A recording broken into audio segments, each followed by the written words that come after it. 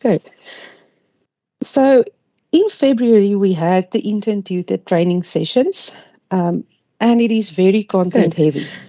And sometimes it is difficult for interns to see the relevance of all the information before you actually start with submitting your CPD entrance. And by this time, all of you is supposed to be familiar with the system, the format of the CPDs, and the requirements of the different competency standards and the domains. And you should have received feedback from assessors and or moderators by now. And we as moderators and assessors are able to share the experiences that we had and what we have seen from the entries that we have assessed or moderated. Okay, we can move on. So we're now going to post a quick poll. How are you feeling regarding your CPDs? Are you frustrated? Are you mad? Are you or are you happy? So what do you experience? You will see in the chat there is a link to a poll that you can click on and then give your feedback there on the questions that we have posted there. Okay, I'm going to give a minute or so for you to quickly click on that link so that we can get your feedback there.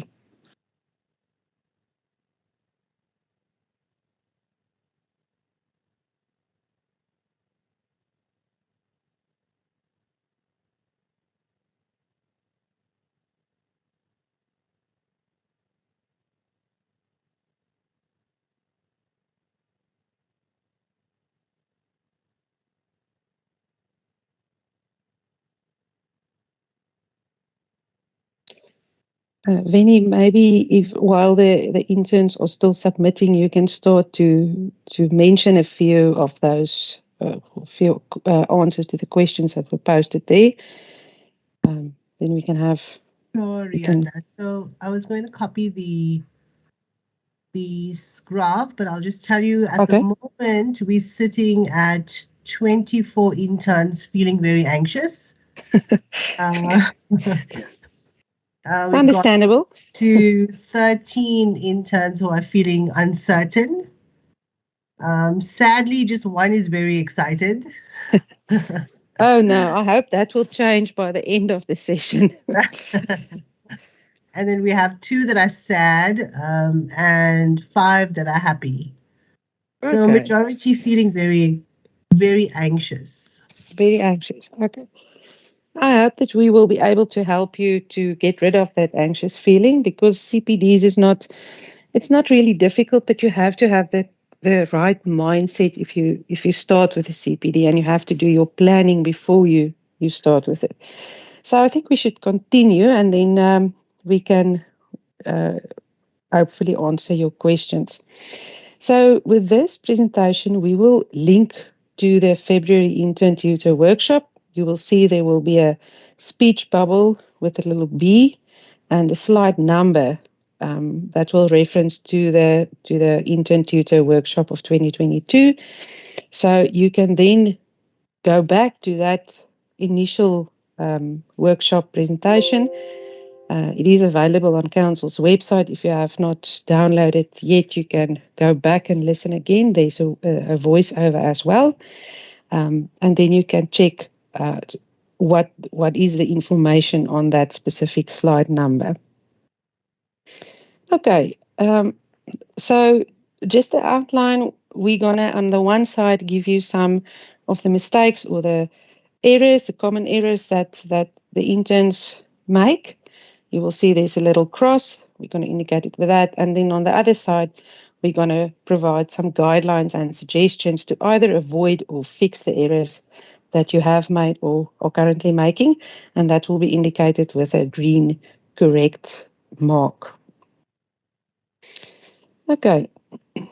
And then we will also talk to the tutors, the role of the tutor. You will see here's the first B with a speech bubble. Refer to slide number 83 to 85 of the first presentation.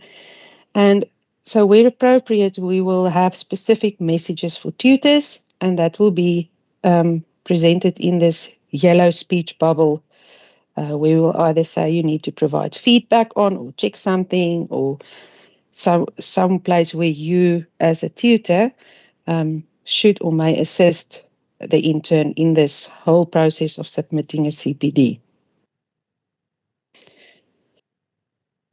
So the generic issues, mistakes and omissions that we came across, we're going to look at each phase of the CPD cycle, and we're going to identify the common errors.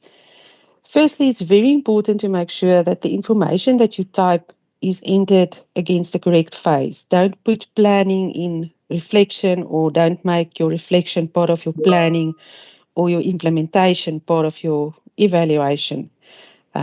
So you can look at slide number 14 in the initial or the workshop presentation of February. Let's start with the reflection. It is the first step or the first phase in the CPD cycle, and often there's no clear learning need that you describe. Often interns select the incorrect competency standard, so you need to make sure that the chosen competency standard is the correct one for your learning need. If your learning need is to provide patient counseling, then you need to select the correct competency standard, which would then be competency standard 2.2 in domain 2. Often there's no justification for the activity that you've chosen. And as you can remember or you can go back to the workshop presentation, slide 17 and 18, we said that you need to include a trigger incident. So what happened that caused you to identify your learning need? I received the prescription, there was a compound on a mixture that I had to make, and I didn't know how to do it. So this is my learning need. I've identified this. And then you should say also, if we just skip a bullet, to mention what will be the application of that learning need. So what will you do with what you have learned? We also see that interns focus only on the content or the recipient of the activity. But the focus needs to be on the competency. That is how you develop the skills covered in your personalized learning need. So you need to state your learning need in terms of the skills that you need for the competency standard. Don't provide a general description of the role of the pharmacist. As a pharmacist, I must be able to make sure that the prescription is valid. So it's a very generalizable statement that you make. You need to make sure that it is specific to you. What happened with you, or what incident happened that made you realize, I don't know how to do this, and this is what I need to learn.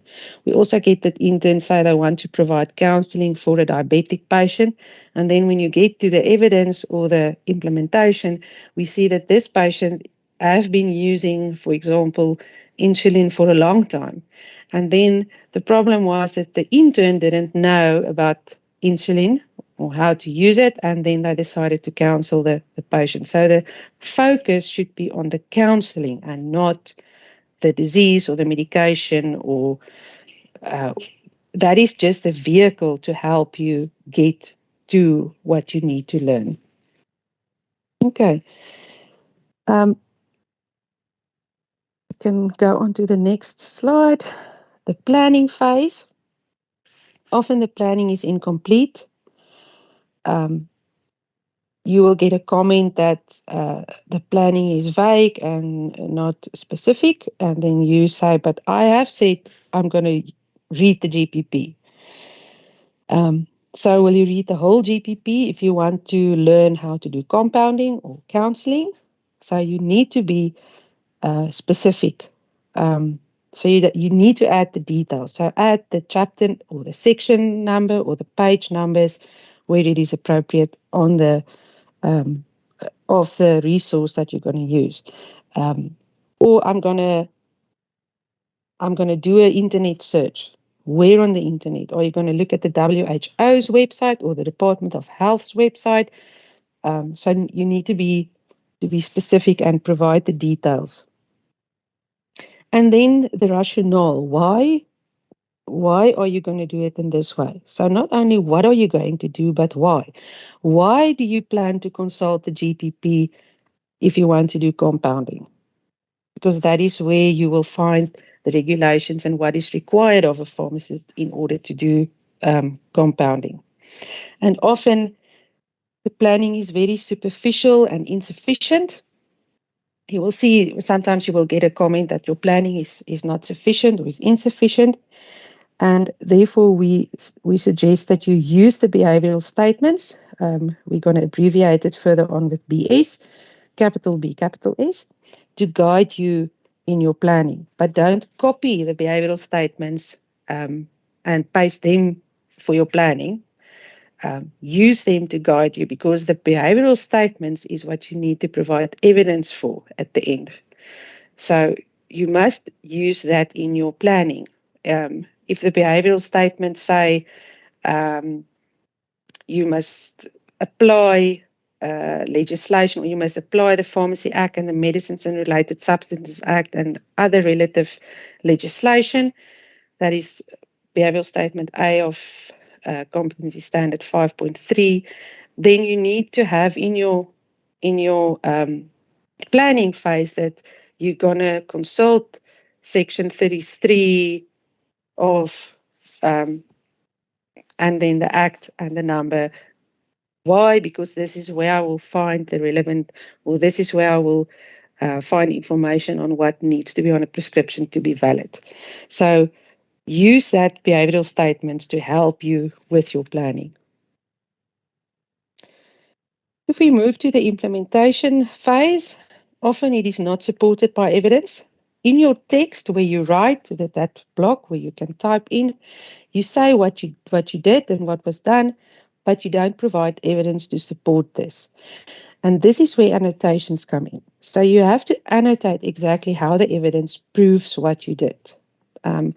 I've said it for fourth-year students, and I've said it for my own interns as well, because I only have academic interns. I'm not in the pharmacy. I cannot see your actions. So your evidence should show your actions. And you can only do that if you provide annotations and you link it to your implementation, to the description. So the next bullet, then you need to link your evidence in the implementation discussion. And a lot of times interns say, but we don't have enough space to type out this proves behavioral statement A, But if you have your evidence structured in such a way that you have, say for example, you have 5 pages in your evidence, and page 1 you label document 1, and that is your evidence, for example, for behavioral statement A and B. Then you can just say in your implementation where you type your in the discussion part, you can just refer to document 1. Then you don't need, but then that behavioral statements must be clearly stated on your evidence and the explanation why this is your evidence. Sometimes we get, I applied the SOP in the implementation, but the evidence shows an unannotated SOP. So if you just put the SOP there, or you just put the GPP, or you just put a page of the SAMF, or you just put a copy of the script, then it does not provide evidence of that you actually did the application. So if you put the prescription there, and in your description you say you evaluated the prescription and only the prescription is there with no annotations, that doesn't prove anything. So make sure that if you say you applied the SOP, that it is evident in your evidence. It's clear that we can see, okay, this compounding SOP was really applied. Yes, the SOP and the cross-link with the steps that was followed and the product that was compounded. So make sure about that your description in the implementation is really supported by the evidence. And you can look back onto slide 23 and 24 of the workshop presented in February. Then the evidence. It is important to consider the behavioral statement as a standalone activity. It is not necessarily that with one activity you will be able to address 75% or more of the behavioral statements. Sometimes you will need more than one activity, and that is fine. That is correct. If you do, for example, competency standard 4.6, where you have to show that you have applied a policy and applied SOP, it can be two different or two standalone activities. On one side, you have the SOP that you show us how you applied it, and on the other side, you have the policy with it in a different case or a different scenario and how you applied that. So it doesn't need to be one specific activity. 3.4, but we will talk about that, where we do where everyone wants just to review the prescription and there's not a mixture on that. You can have another prescription with a mixture to show the compounding or to show the calculations. Interns often provide blanket evidence for a complete competence standard or for more than one behavioral statement. And it is better to provide evidence for each separate behavioral statement. Sometimes on a prescription or on one piece of evidence, it is possible to provide for both, for more than one, but it is better to provide evidence for separate behavioral statements. And most often, less than 75% of the behavioral statements are covered if there's 4 or more behavioral statements. So remember about that 75% rule. 1, 2, or 3 behavioral statements, you need to provide evidence for all of them. More than 4 or more, only 75% of them. But rather add more pieces of evidence, rather be cautious or have some caution with that regard, because you can still achieve the requirement met even if one piece of your evidence is rejected, unless you have breached patient confidentiality or you have made factual mistakes or calculation mistakes, or your evidence is in total not valid. So make sure about that. Rather more, and it is good and annotated for in case you have made some mistake somewhere. But important to know that each behavioral statement can be a standalone activity. Okay. More on evidence. Annotation errors. Sometimes there is no or insufficient annotation. So make sure that each piece of your evidence is clearly linked to a specific behavioral statement. There's often inadequate annotation. You need to show how your evidence meets the requirements of each behavioral statement. So highlight, underline, cross-reference, circle, but show us how the evidence meet that behavioral statement. And then we also see ambiguous labeling of evidence. You say on top, this covers behavioral statement A, B, and C. We especially see that with 1.1. And then it is Intern just say this covers behavioral statement A, B, and C, but we cannot see why you said this. So make sure that you use the specific behavioral statements next to each part of your evidence. Don't just say it covers all of them. Be specific what is covered in which section or with which part of evidence. And you can go and look at slide number 35 to 40 in the workshop presentation. There's a lot of information there. Then inappropriate evidence. We still get interns that submit long and unannotated excerpts from reference material. So, for example, an article that you've read, and now the whole article is posted there. What do you want to show with this article? There's no highlight. There's no annotations next to it. There's nothing that we can see what you used. So it is mostly important to annotate the relevance of the uploaded material to a specific behavioral statement. So why is this article part of your evidence, or why is this SOP part of your evidence? And then invalid evidence we also get. So ensure that your evidence is valid for the relevant or that it is relevant to the competency standard that you have selected.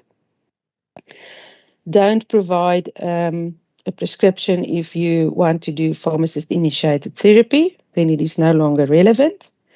Make sure that it is accurate and logical, and that it is factually correct. If you have factual errors on your evidence, no matter how good your CPD is, we will say it's invalid and you will not be successful. Make sure, or often we still get evidence that is not legible. If you scan documents in, especially the PI of a product, often it is not legible. It is uploaded incorrectly, or it is arranged in a total illogical manner. So make sure that it is legible, that you can read it if you open it without having to magnify to 200% on the computer. That it is not uploaded upside down. It is just not professional if it is upside down. Then we get to the evaluation phase, the last step. And here is a lot of incomplete entries here. So you need to have all the required parts. What have I learned from this? And a lot of times interns write here, what did they do? So you need to say, what have I learned from this? How has it impacted my practice? You need to explain that. And how have I applied this new competency? So you need to provide us with a specific example where you use the skills that you now have. You do not need to provide evidence for this. And important, this must be different from the implementation, and it must have occurred after the implementation. And you should not just say, I was able to make another mixture, or I was able to follow other SOP. So it needs to be a specific example, and it must be related to the competency standard. So if you provided counseling on the use of an insulin pen, then your example should be provided counseling to a patient regarding his asthma inhaler. Because remember, the competency standard was patient counseling. It was not the use of an insulin pen. The insulin pen was just a vehicle for you to learn how to do patient counseling. And then you should also explain, or just in short, tell us what is your future learning needs. So you have mastered patient consultation. Now you want to do counseling, or you want to do whatever the case may be. So what is your future learning need that you have after you have completed this entry?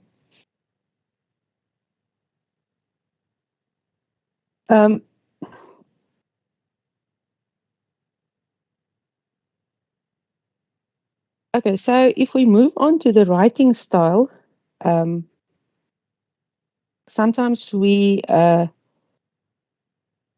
see poor writing and that there was no proofreading. So please do that before you submit.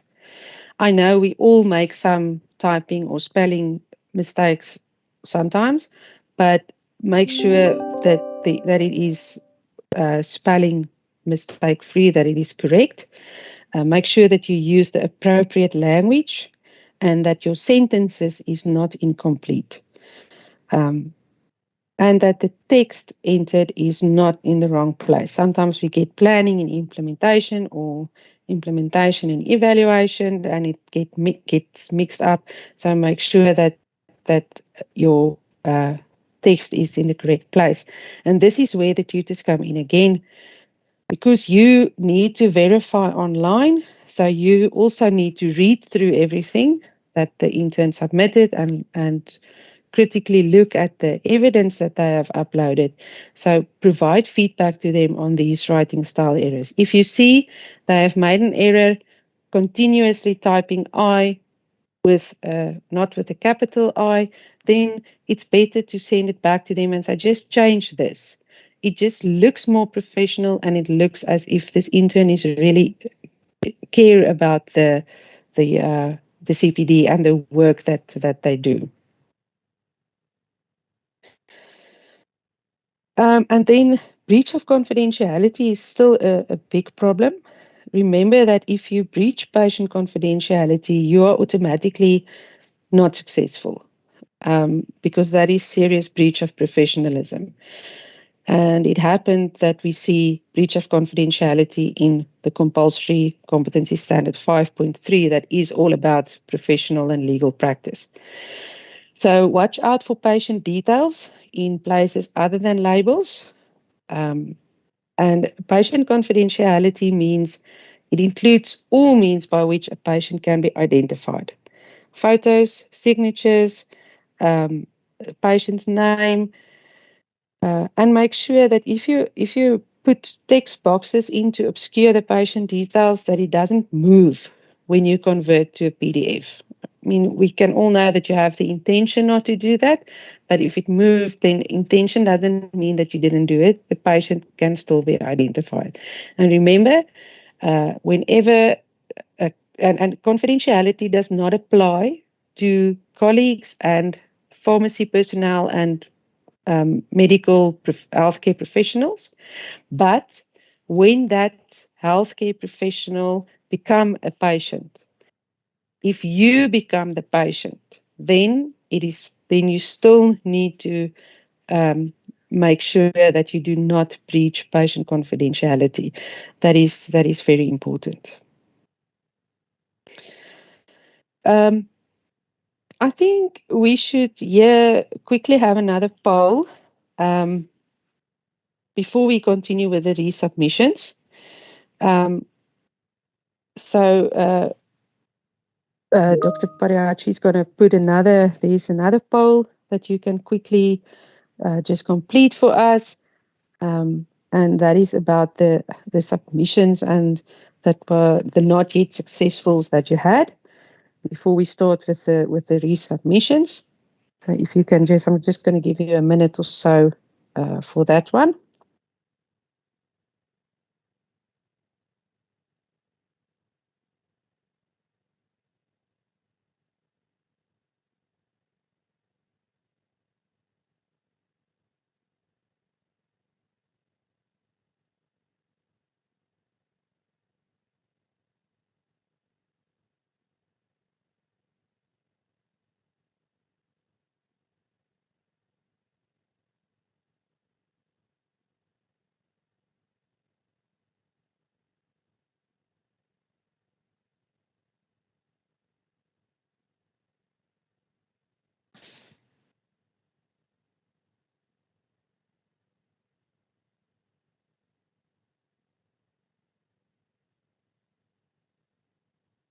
Maybe as the results come in, we can mention a few so long. Let me tell you, we got 9 interns who have had all of their attempted, 11 at the moment, attempted CPDs that have been successful. We have 33 interns who have had both successful and unsuccessful CPDs. And we've had 7 interns who have had all unsuccessful CPD. The majority, it looks like, have had both. Both, okay. That is not a bad thing. If you had both, then you know at least you are with some on the right track. And hopefully it is just minor changes or corrections that you have to make. Okay, so once the poll is completed, then we will have the results again there in the chat box. Okay, if you need to resubmit, you were not successful and you need to resubmit, remember that your entry go back to the same assessor. So if you submit without any changes, it will still be not successful. So never ignore the comments of the assessor. And even if you have been successful, go and look at the comments if there are comments. Maybe you need to be more specific in your planning, then you know that you need to improve on that with submissions to come. So never ignore the comments. And do not bank on the shortcomings being ignored the second time. Oh, the assessor will feel sorry for me because it's near the end of the year or it is near the exam time. Don't bank on that. That will not happen. And then you need to decide if this not yet successful or not yet competent entry needs amendment. So can I change it, or does it need replacement? Should I start over and do it over from scratch? And again, here the tutor is very important to check that the entry has been improved before validating a resubmission. So make sure go with the intern through the comments if the intern was not successful, and help them to improve or to amend the submission or the CPD activity before they submit again. Because remember, you will have to pay a fee to council if you have 9 submissions that you can make, and from the 10th one, you will need to start pay a fee to council to have your entries assessed. So make sure that you amend or replace your entries where necessary.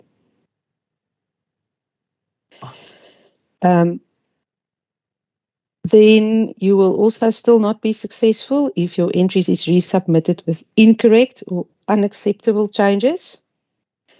So it's important that you do not falsify or create evidence. So don't go and add an attendance register suddenly, or a patient history. The patient you have provided pharmacist-initiated therapy to a patient in February, and now in May, suddenly here is the patient history suddenly appear, the same patient's history. So don't falsify or create your evidence.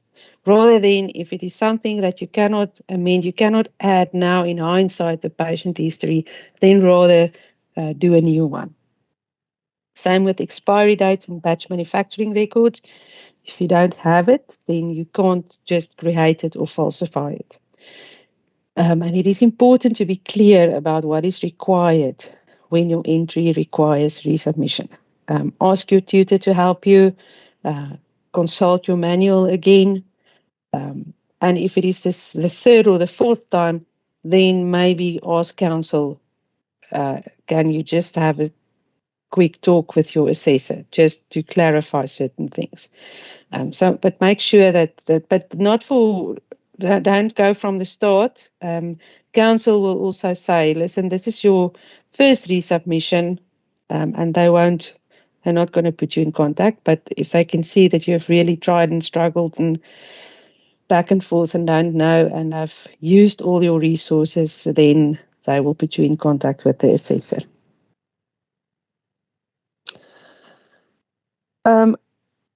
Okay, so we're going to look now at the problematic competency standards, and Dr. Parahachi is going to take over from me now, from here on forward.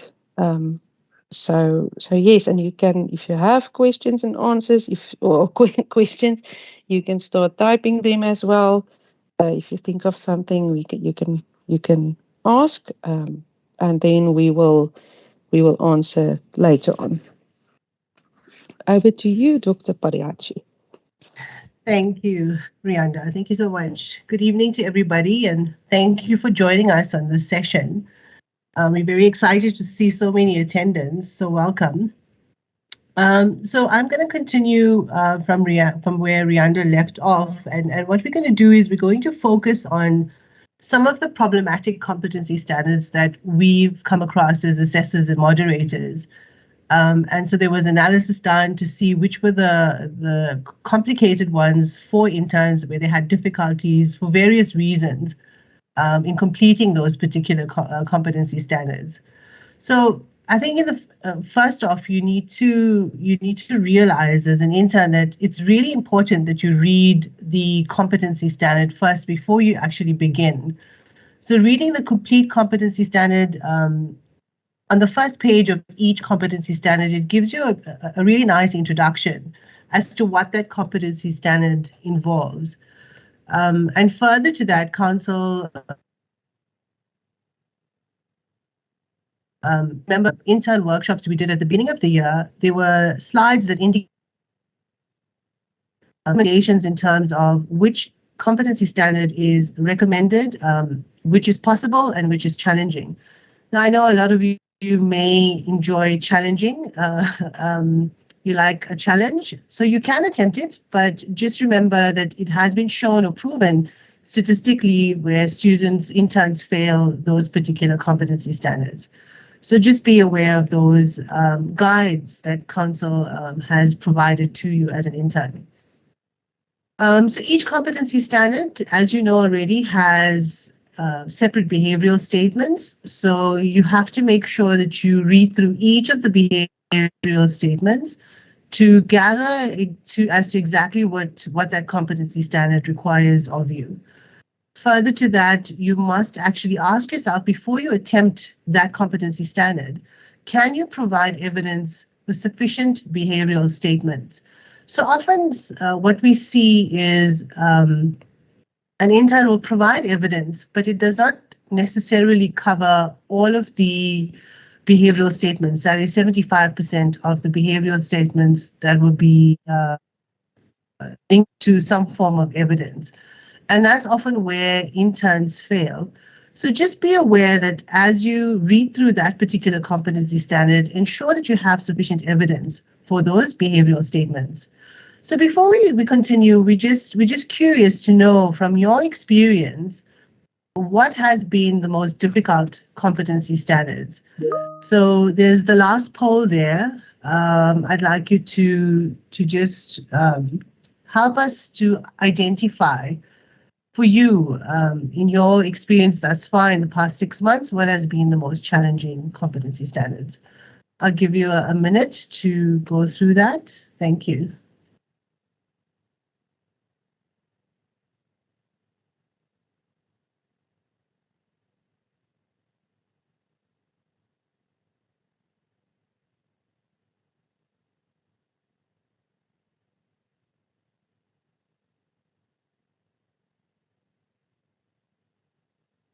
So just note, you have to type in which competency standard was difficult for you. Be specific, please, whether it's 1.1, 1.2, etc. Thank you.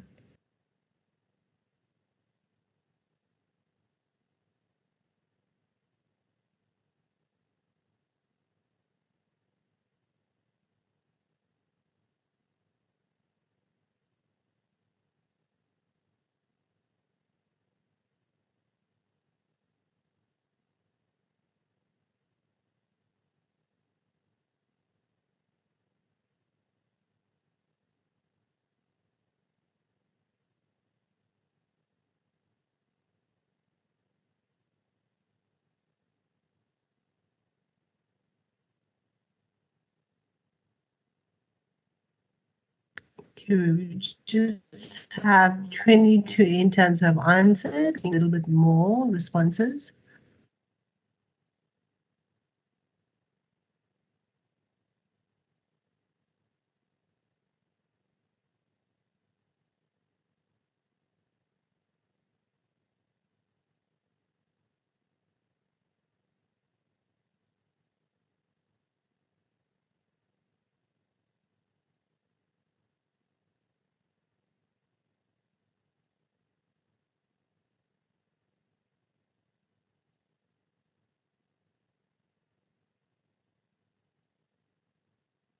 Okay, so from what I'm seeing, it seems that the most problematic CPD is 5.3. We also have pharmacist initiated therapy, but 5.3 seems to be in the lead. Somebody mentioned a whole domain, so domain 4, domain 2 is also problematic. 2.6 seems to be coming up, 6.5, but it seems as if 5.3 seems to be the most challenging for our interns. So I'll go back to that as we go on with the presentation. But thank you for responding. Next slide, please. So going through each of the domains, and these are the problematic ones that we've come across as assessors and moderators. In domain if you look at your behavioral statements, so you'll see the behavioral statements, there's 4 behaviors, A to D, that are found in 1.1. So what we find in this particular domain is often the focus is not necessarily benefiting a larger community audience. So we find that sometimes the health campaign is not necessarily to a particular larger audience. Sometimes it would just be a few or one person. Sometimes we've seen quite a few interns submit health campaigns to just one person. So just be aware that this particular domain, as it states, public health, implies that the activities must target or benefit a larger community audience. And also to remember to think clearly about what actually does health promotion or primary health care mean. In this particular public health competency standard for 1.1, that is, we see a large amount of interns choosing this particular one, but also leaning towards providing COVID as the health campaign.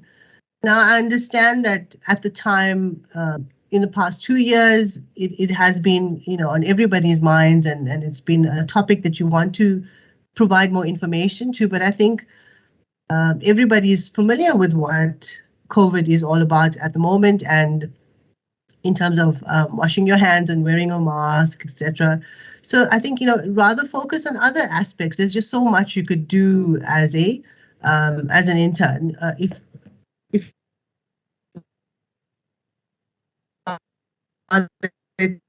quitting smoking, for example, is something that you could consider as a health campaign. So just if you're unsure what a health campaign means, please go and read up as to what a health campaign would involve. So firstly, you'd have to ensure that you identify a particular healthcare need. You ensure that you prepare the intervention. You deliver the intervention to the target audience.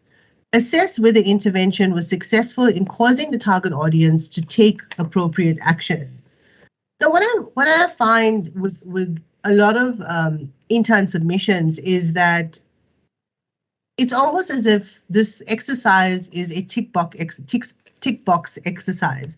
Now, remember, the reason why you do CPDs is purely to show that you're competent in a particular area, and also for you to be able to gain skills that will improve your career going forward as a pharmacist. So don't look at CPDs as an end goal.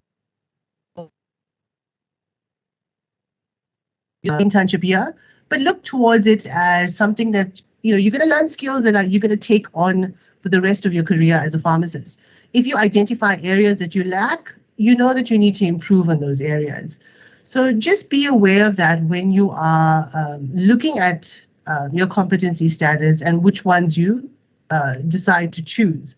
Now, often in promotion of health, health and wellness, all of the behavioral statements says provide advice on health promotion, provide advice on disease prevention, provide advice on healthy lifestyles, and lastly, participate in public health campaigns.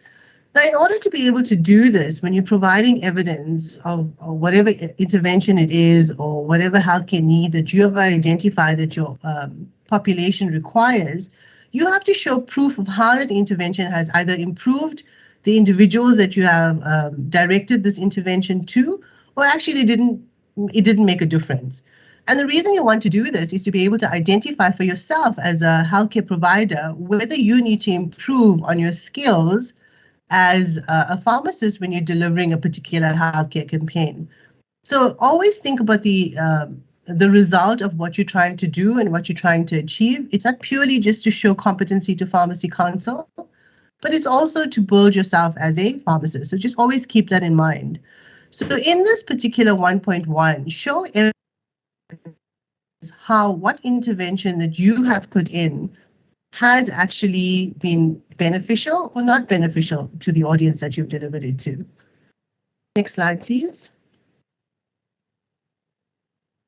Okay, so the next 1.1, promotion of health and wellness. Okay, sorry, I was on the wrong slide, but 1.1 is targeting, as I said, this particular domain targets public health. Don't forget that it's all about public health.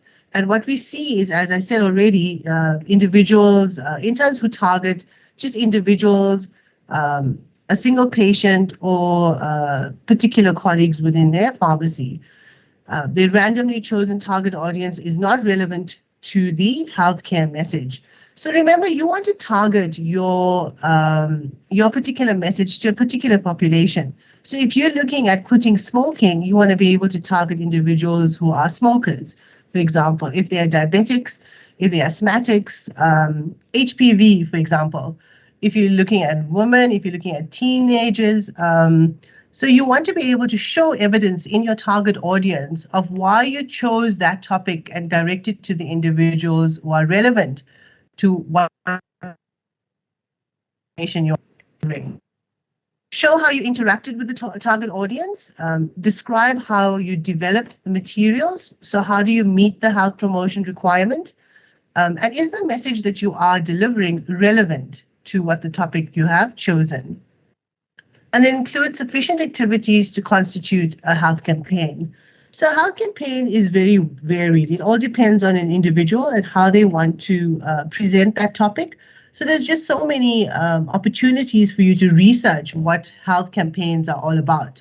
So you can make it really fun. You can be very descriptive with lots of pictures, posters, PowerPoint presentations, etc. So make sure that you have sufficient evidence to show that you are promoting that healthcare topic, whatever the topic is that you decide to present on. Thank you. Next slide. 1.3 is professional and health advocacy.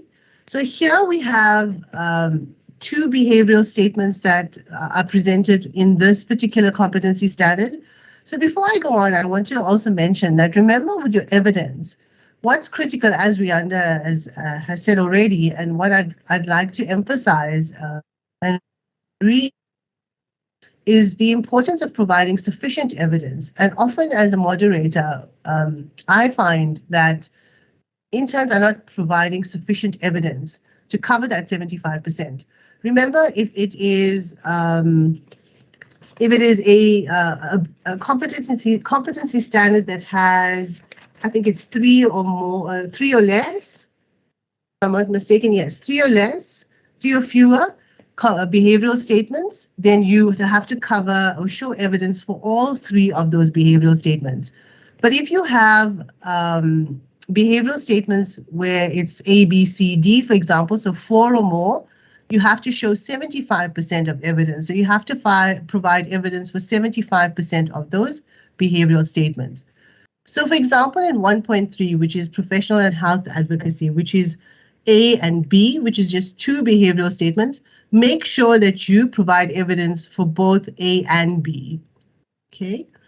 So in this particular competency standard, what we've noticed is that often the behavioral statement A is ignored. So interns, for some reason, don't cover behavioral statement A, which is participating as a pharmacist within a healthcare team. And behavioral statement B is sometimes misinterpreted. And that states applying health policy and procedures in practice.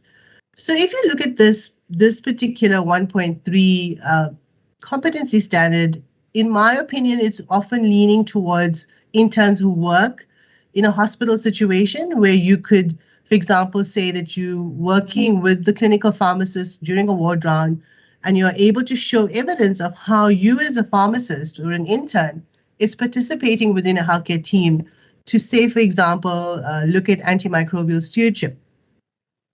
And applying health policy and procedures in practice, there you would look at, so what are the policies involved in antimicrobial stewardship and how you're applying those in your practice.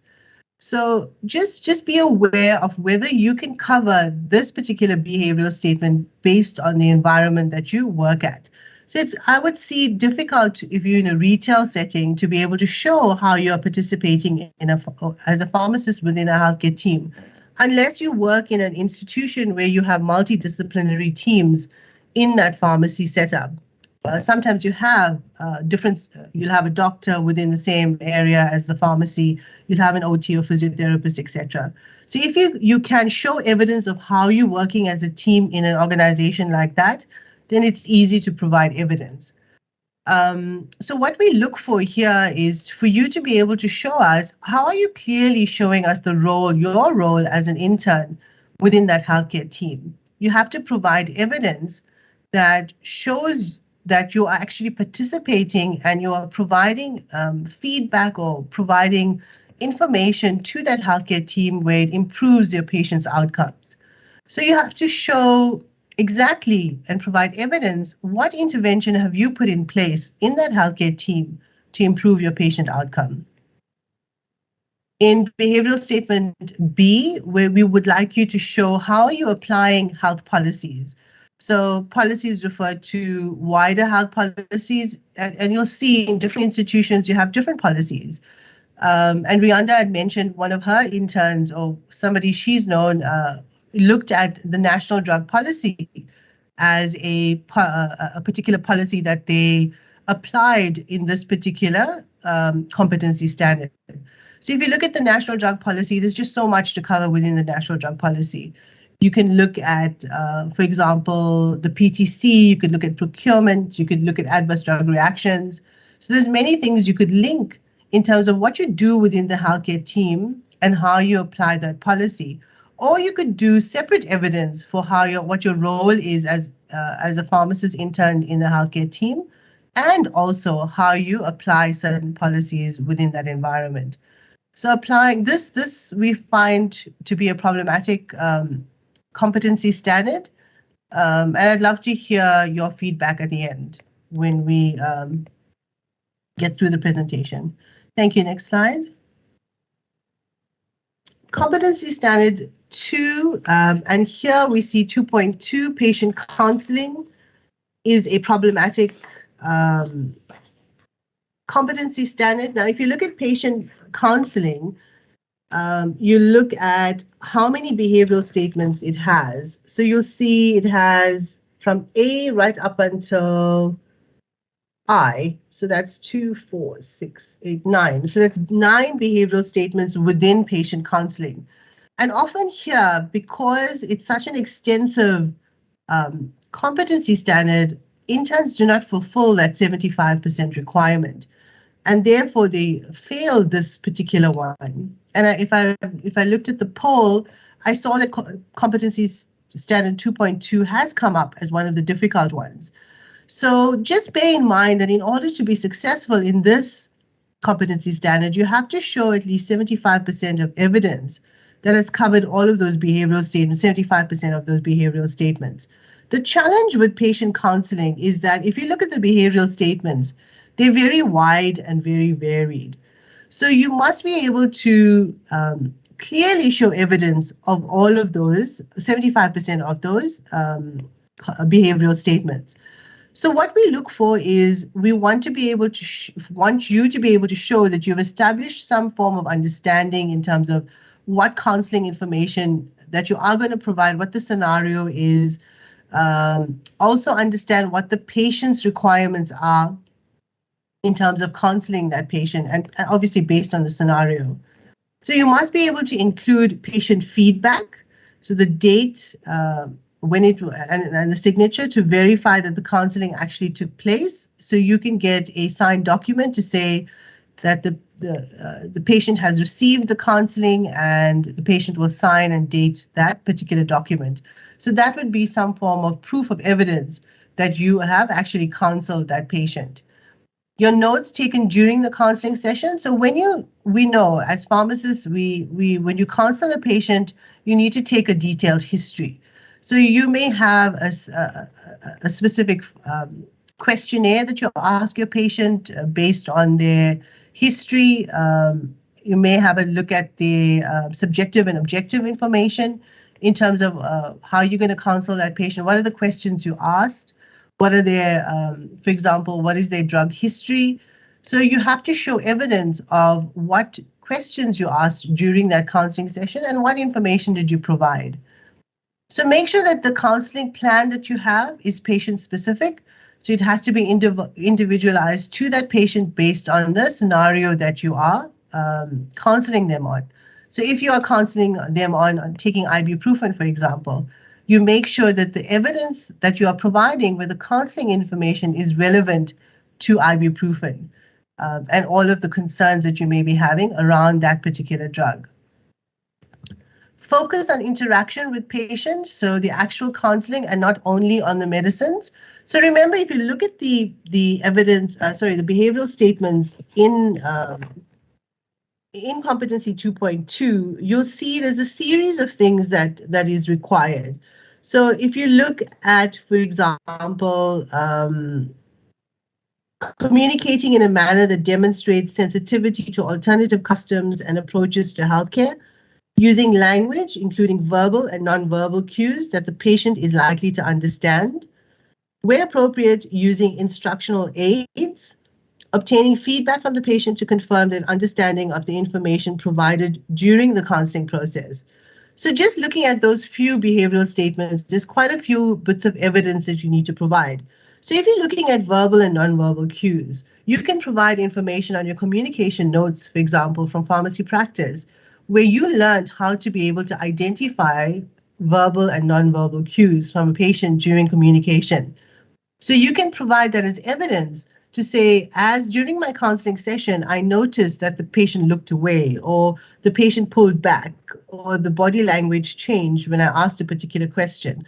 So those are the types of evidence we would like to see based on concrete information of communication notes, for example, that you can identify. Instructional aids. So you can, for example, use a package insert if you're showing a patient how to use a Canesten vaginal cream, for example. So you'd provide that as evidence. But remember to link that particular package insert to the behavioral statement H in your competency standard. So this particular competency standard, because of the number of behavioral statements, the biggest flaw is not being able to fully complete 75% of that. So just be very aware of where you're lacking in terms of your evidence for this 2.2 competency standard. Thank you. Next slide. Okay, 2.6 PIT was also another difficult competency standard that I picked up on the poll. And the reason I think here we have a lot of problems is because each behavioral statement is really loaded in terms of what the requirement is. So what the problems we've identified with 2.6 is the patient history is not taken or not fully reported. So we don't get a detailed history on the patient. The entry is built around an item on the script, so the focus is purely on just one item on that script or whatever you're providing to the patient. And then what we would like to see is for you to go beyond merely just saying that patient history was taken.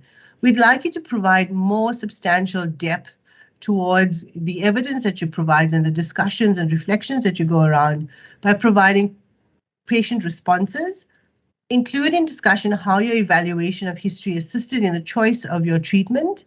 And remember that patient-initiated therapy is initiated by a patient request. So you have to show evidence of how all of this has happened. If you look at 2.6, there's just 4 behavioral statements. But if you look at just number 1, A, it says assessing and treating a patient based on objective and subjective signs and symptoms as guided by the relevant legislation and within the scope of practice. So you can see already in that first behavioral statement, it's such a heavy loaded behavior where it's asking you to assess and treat a patient based on objective and subjective signs and symptoms.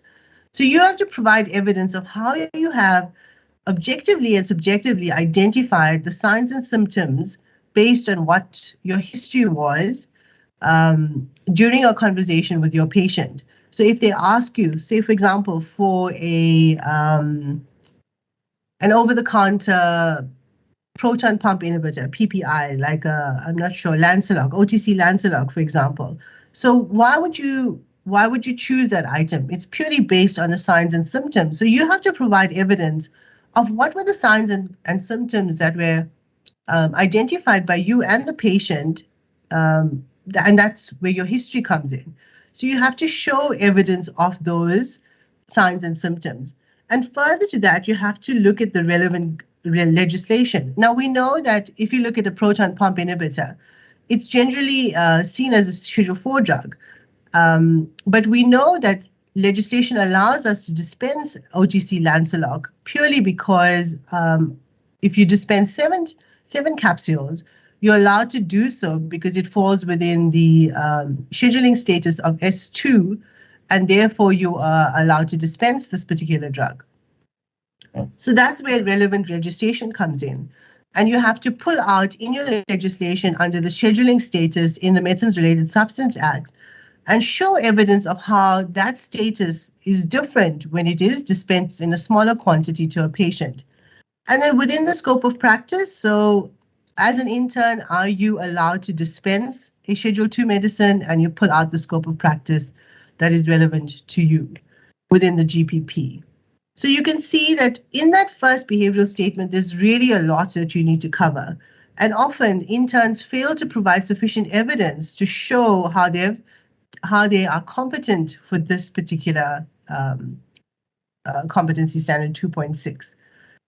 If you look at B, discussing the use of appropriate medicines and obtaining consensus from the patient, taking into account patient preferences, allergies, and medical history.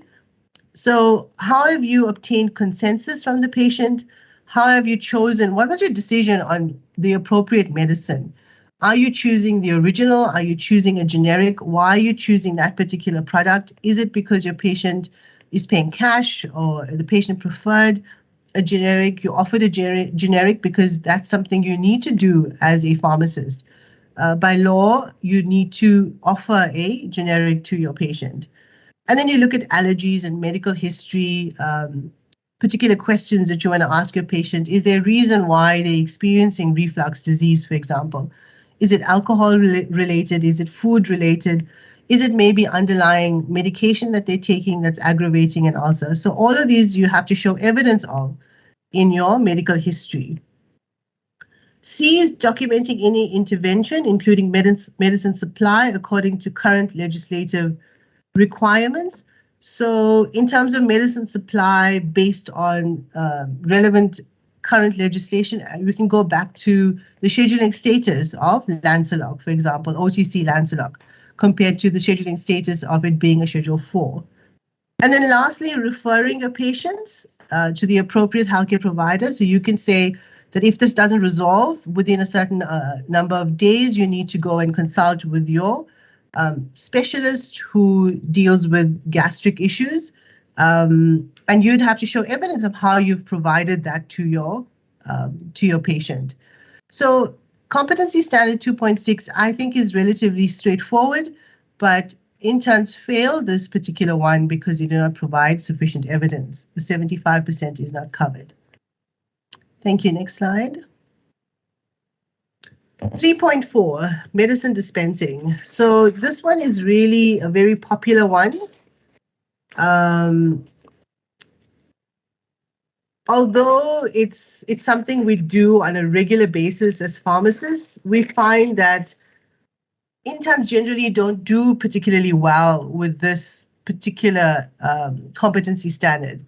And under medicine dispensing, on page 72 of your manual, you'll see if you look at the number of behavioral statements, it's 9. So 9 behavioral statements in this competency standard where you'd have to cover or show 75% evidence, which is 7 of the behavioral statements you have to show evidence for. And that, again, this is where interns fail because they do not provide sufficient evidence for that, for those behavioral statements. So often only behavioral statement A, which is the evaluation, interpreting, and preparing the prescription in line with legislative requirements, is covered really well, and interns cover this really well. They provide the relevant legislation to the Medicines Related Substance Act, showing the evaluation and the preparation, etc. But they seem to fail on the other behavioral statements. Sometimes the references that they provide is sometimes outdated or incorrect.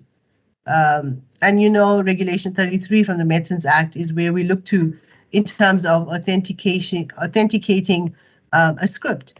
So sometimes interns would look at older regulations and not cover the more recent regulations. Antibiotic reconstitution considered as compounding. So, when you look at the behavioral statements, it requires you to provide some form of compounding. And reconstitution is submitted as a compounding piece of evidence.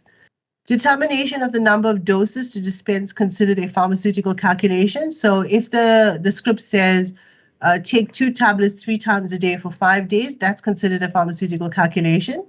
And therefore the intern fails based on the evidence provided. We need a more detailed calculation that involves dilution, for example, or compounding of 2 different ointments, for example. So here what you need to remember is it's very important to consider the behavioral statement requirements as a standalone activity. So each of the behavioral statements should be seen as an individual item, and you need to provide evidence based on each of those behavioral statements. So remember to cover each one. And again, I'll reiterate that the reason why you fail this particular one is because you're not providing sufficient evidence for to cover 75% of the competency standard. Very important that you use the latest references, be it the GPP or the Medicines Related Substance Act regulations. Don't attempt this competency standard unless you have examples of proper extemporaneous compounding and pharmaceutical calculations. Now, in saying that, you can actually miss that, but cover everything else, so you will pass. So ideally, you should cover compounding and pharmaceutical calculations because it's in something important in your career progression. You're going to be using that for the rest of your career as a pharmacist at some point. So you should rather attempt it. But if you can't, and if you for some reason miss it, then if you look at the 75% that needs to be covered, you can actually pass this competency standard. So just be aware, and what we find is the pharmaceutical calculations are always missing. Anomalies as well, prescriber anomalies of potential problems. So incorrect doses, drug interactions, where the intern does not provide sufficient evidence to show what an anomaly is or what anomaly they have identified during their practice. So you don't have to provide one script that covers all of these. You can actually provide different pieces of evidence that show how you've achieved that particular behavioral statement. Using dispensing technology in line with practice-specific protocols. So looking at your computer system program, what is the technology that you've provided? There you can show us a detailed picture of what dispensing program you've used, and that would be evidence. But remember to annotate. So all of your evidence must be annotated, meaning it must be linked to the behavioral statements.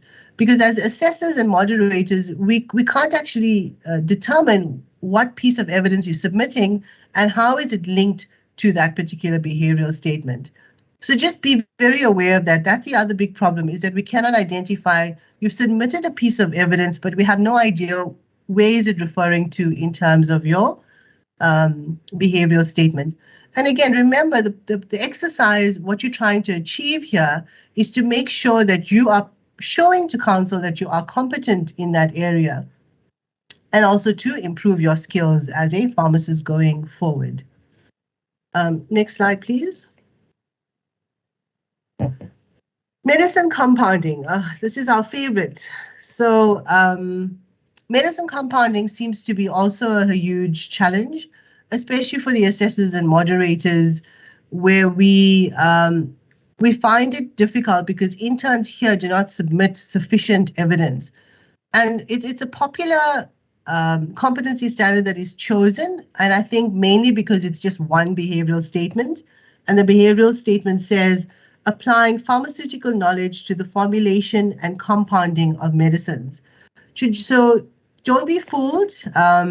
a single behavioral statement does not make it easy. It actually makes it much more difficult because you're not really sure what the assessor and moderator is really looking for. So just be very careful with the medicine compounding. And you really have to be thorough when you are covering this particular competency standard. So what we find in this competency standard is that they think it's easy, as I said already, because it's just one behavioral statement, ignoring the requirement to apply pharmaceutical knowledge. So if you're looking at pharmaceutical knowledge, in a compounding scenario, what do you have to look for? What is the information that you need to provide when you are mixing, for example, compounding a betamethasone with a emulsificants? What is the information that you need to know in order to be able to prepare that compounding mixture? What is the expiry date? What is the information that you need to put onto that label for that product that you've just compounded? So, as I've said, don't be fooled. This particular competency standard is very difficult to fulfill. All of the information that you provide needs to be annotated, providing the correct reference materials. You have to provide the standard operating procedures based on compounding that you find within your institution, be it a retail pharmacy or a hospital pharmacy. You have to provide batch manufacturing records to show what is the expiry date on the products, what is your new expiry date on the completed product, all of the labeling information that goes onto that product, what is the calculations that you have done in order to come to that particular compounding mixture. And you know when you're compounding, there's often calculations that you have to cover. If you get the calculations incorrect, it's immediate fail for that for this competency standard. So make sure that your calculations are correct when you are mixing a compound. Your evidence must prove your actions. So when you are discussing and you're talking about what you're going to do, you have to show that what you've actually done is the evidence is actually available for what you've done. So if you think about a compounding mixture, it really covers multiple areas and multiple items. So say, for instance, if you're in a retail environment, you know that the compounding area is in a specific area. According to the GPP, it's a requirement that it must be a designated area that says it's compounding. So you would have to, maybe you can show a picture of that and how that's relevant to the legislation. You can show how you have double sinks in a pharmacy, and the reason you have a double sink is because you need a sink for compounding, for your compounding utensils, where you don't want to mix it with anything else in terms of contamination. You can show how you have hot and cold water and you take a picture of that. You can show where you are mixing in terms of the plates that you're using. You could show what is the containers you're using. If it's a light sensitive product that you are producing, you explain why you're using a light sensitive container. If you look at the labels, you have to show, so how did you come to that expiry date? Based on the Good Manufacturing Practice and the Medicines Related Substance Act, what is the legislation according to Regulation 3? What does it say in terms of expiry date? You would reference your Regulation 3 and show to the assessor, so this is the reason why I calculated my expiry date to be whatever it is based on the regulation. So you have to show how you've mixed it, the consistency, you have to show the actual label in terms of all of the details, the dispenser. So bring in all of the manufacturing, the good pharmacy practice information around compounding, bring in your scope of practice as legislation, bring in good manufacturing practice principles within this as well, bring in your SOP, your batch manufacturing records. So there's a host of things that you need to cover when you're looking at medicine compounding. It really is not an easy competency standard to cover, but it is doable. We've seen many students or interns successful in this one. So it is possible, but you need to be as thorough and detailed as you possibly can to cover all of the aspects in terms of manufacturing and compounding. Next slide, please. Okay, going on to domain 4, which is organization and management skills. Competency standard 4.4 and 4.6 seems to be challenging ones. And if we look at them in a little bit detail, we'll see in 4.4, you're looking at quality assurance.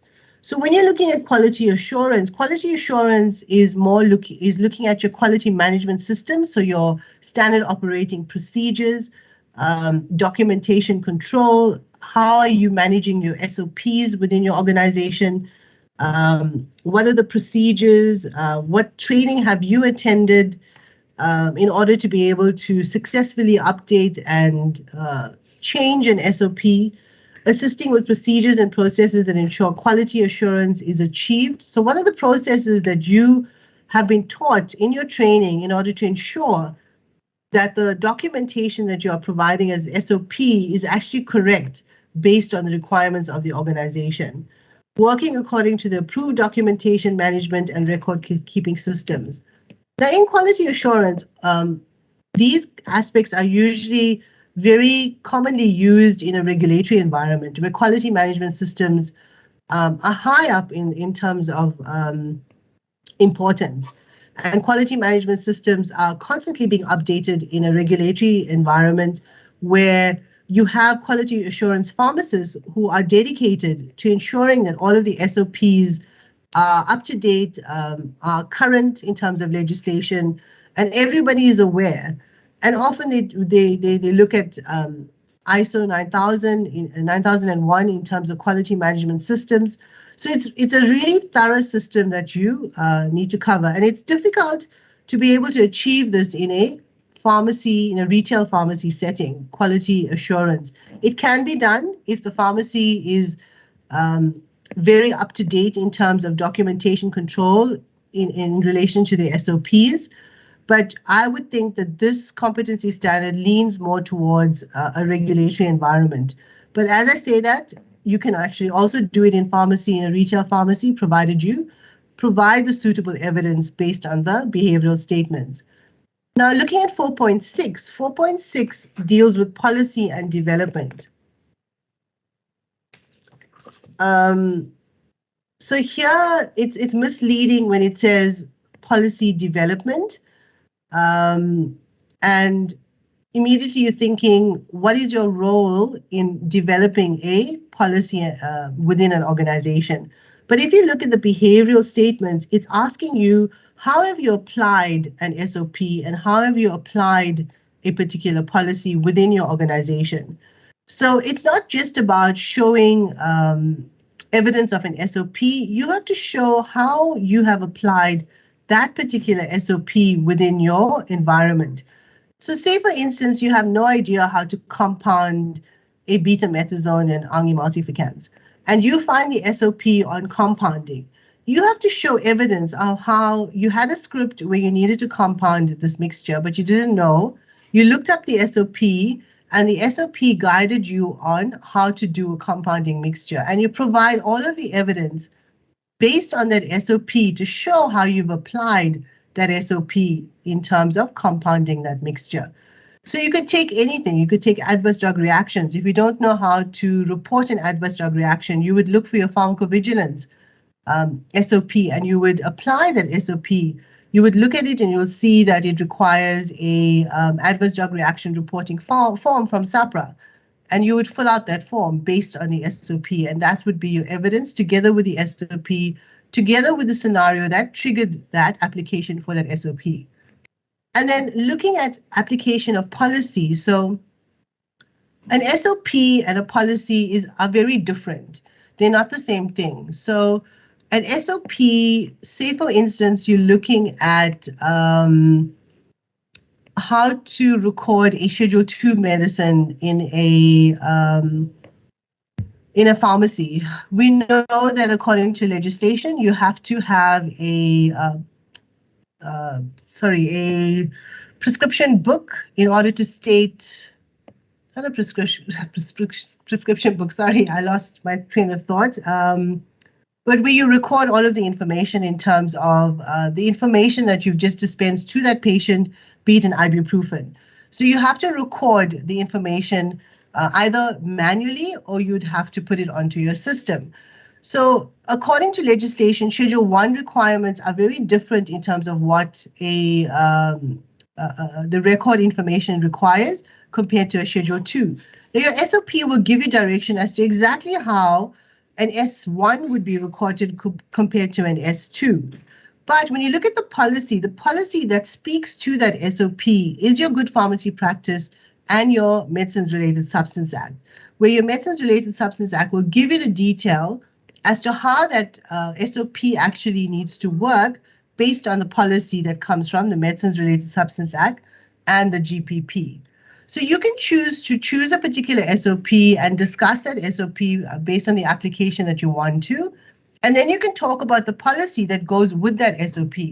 Or you could choose to do individual pieces of evidence that covers both the SOP and the application of that policy. It's really up to you, but you need to make sure that you provide relevant evidence to show how you've applied not just the SOP, but how you've applied a policy.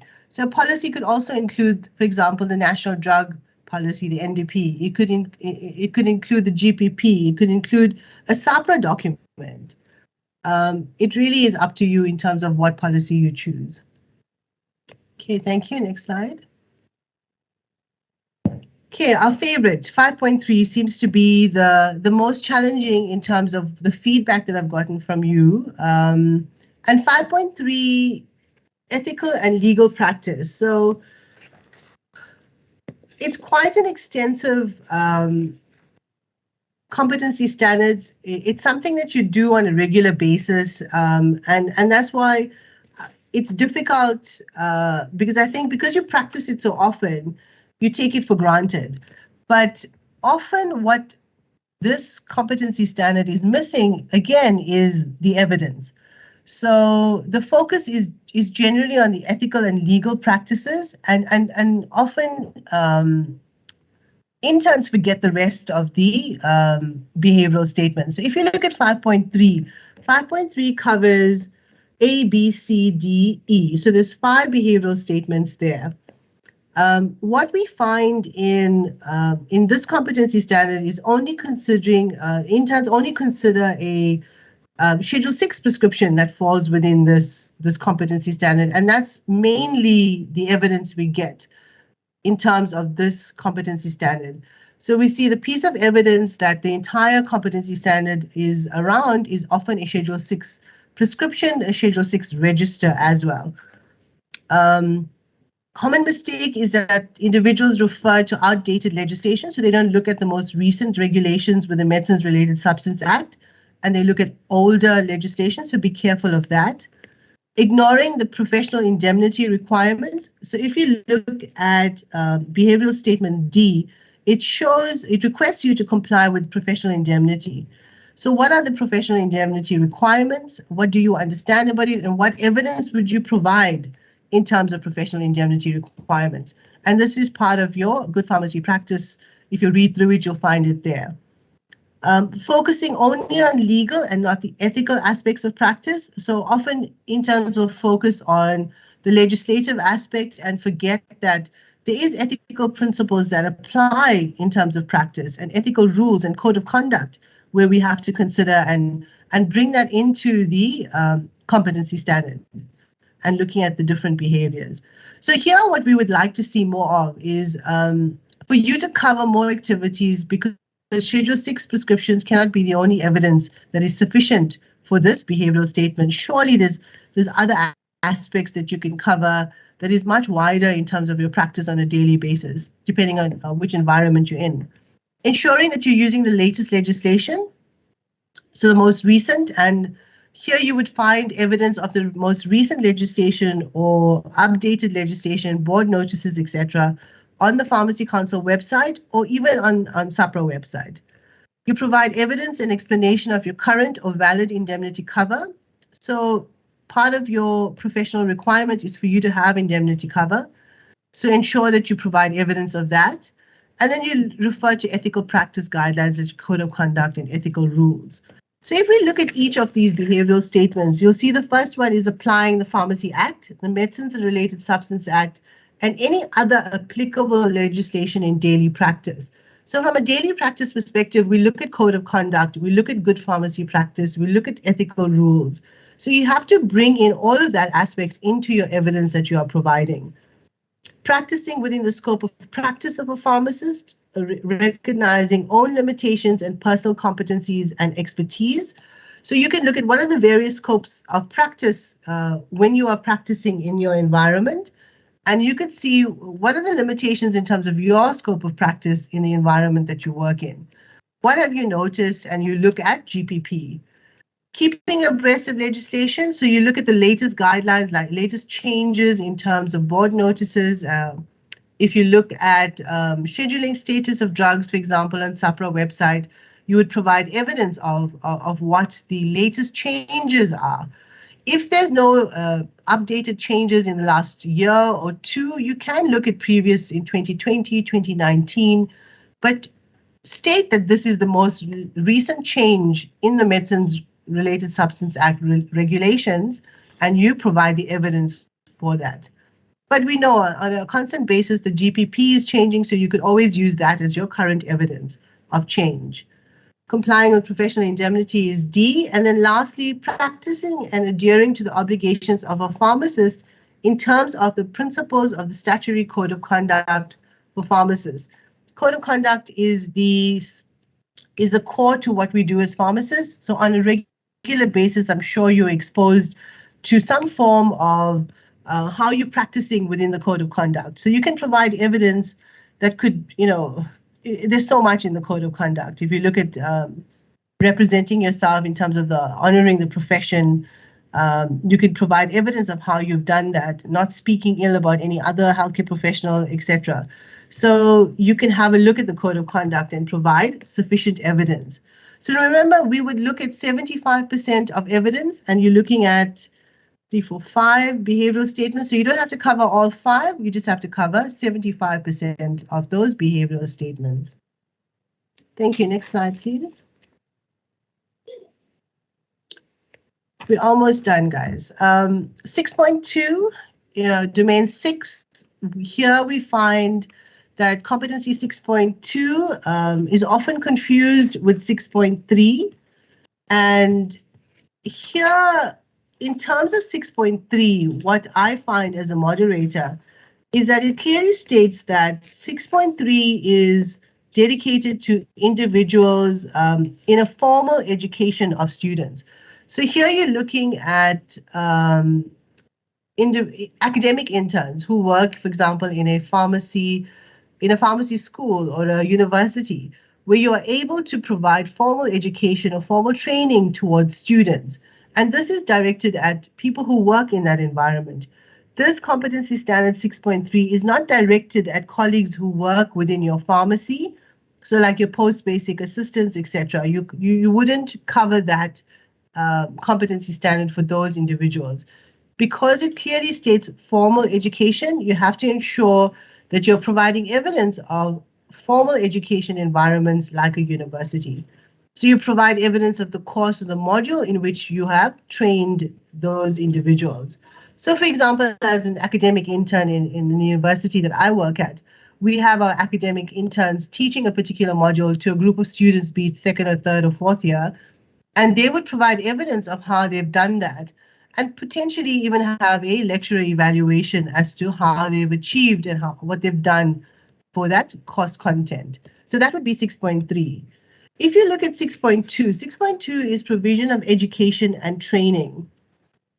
So here you have to show evidence of an agreed teaching plan. So what is your plan in terms of what topics you're going to cover? When are you going to cover this? And this is something that council has an SOP, requests an SOP for. So if you look at your institution, they must have a training SOP within their environment.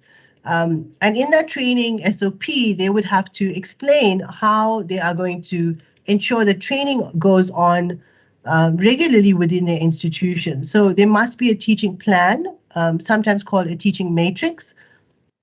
Here you would have provide evidence of who you're going to target, how you're going to do it. Is it going to be online? Is it going to be face-to-face PowerPoint presentations? Is it going to be a poster? And you provide evidence of what you're doing and what topic you've covered, why you covered that particular topic. Provide the teaching and learning materials during the development, provide the resources that you've used to develop that particular course. And then lastly, looking at self-assessment. So what is the assessment that has come out of this particular teaching that you've just achieved within your institution, for example, where you've trained or you've provided teaching or course material to the assistants or other pharmacists within the organization. So you would have a questionnaire, where can I improve, what did you learn, almost like a knowledge attitudes kind of questionnaire as to what you thought about the presentation. If you look at the 6.2, I think what often is confused is performing self-assessment and identifying their own learning needs. So here, the question is, what have you learned from this entire experience? What is your self-assessment of this process of going through these questionnaires and these lectures that you've just done, and providing evidence of that? Okay, thank you. Next slide.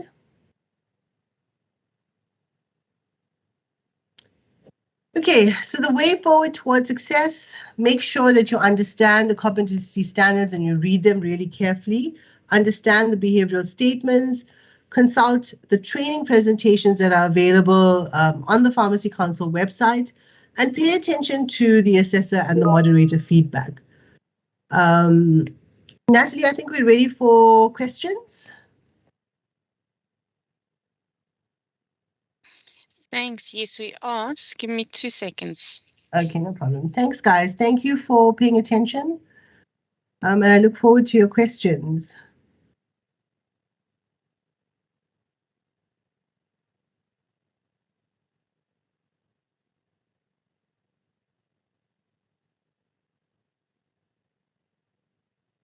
Okay, the first question. Good evening. How do you ensure fairness across assessors from the marking of CPDs? And what recourse do I have to raise a grievance if I think I'm being marked unfairly? Can I request a different assessor?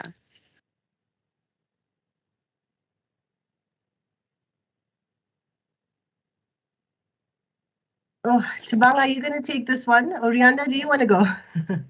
Okay, thank you, Nelaveni. I will take it. Good evening, colleagues. Whenever you feel that you have been marked unfairly, you need to report that to the office. But at the same time, in your manuals, the procedure is outlined on what you need to do to request for remarking. There is a form that you will need to complete and a fee that is payable. So if you check in your manual, it will outline nicely what is it that is required of you.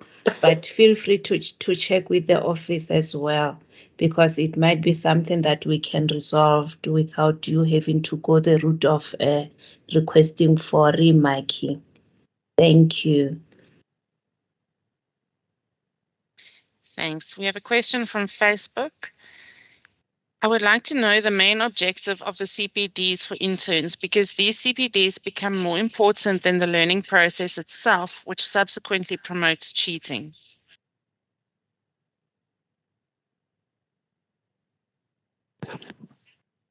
Thanks for that question. I'm gonna attempt to answer that one. The whole purpose of CPDs is to prove to council that you can work, or that you can work independently. Because remember, internship is still part of training, so you're actually in training still. And with the CPD process, and you have to address all the domains, you need to show council that you are, I don't want to use the word competent, but that you can actually function in a pharmacy and do all the tasks of a pharmacist. And because council needs to, council is overseeing all the pharmacists and pharmacies and everything related to the legal aspects thereof. So they need to know that this person that wants to register as a pharmacist can have the scope of a pharmacist and can do the different tasks that a pharmacist is supposed to be able to do once they work independently, as you will when you register as a community service pharmacist. And it's the only way that we can see and that council can see how you act. So yes, it is an important part of your whole pre-registration experience that you have. I hope I've answered that. I don't know if Tabang or Vinny wants to add to that.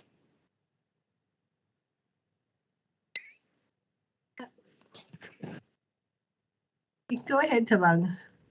No, I just wanted to say I think she covered it well. That is the main reason why, because we want to produce professionals that are competent. So remember, the 4 years of study, you were focusing more on gaining the theory, and internship is the only opportunity for you to put the theory into practice. So it's a very important year. And, council is not really intending to make you go through a tough time, but the intention is just to make sure that at the end of the day, we're having pharmacists who are, competent and who will save lives. Thank you.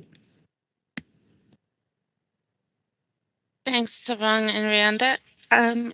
While we're busy answering questions, we are posting a survey link in the Q&A, making announcements, and then in the comments on our Facebook and YouTube stream. Please, with the interns and tutors, fill in the survey for us so that we can learn from these workshop sessions and improve going forward. Okay, we have another question. To write the August exam, if one is already competent in 3 CPDs, can the others be sent right before booking the exam?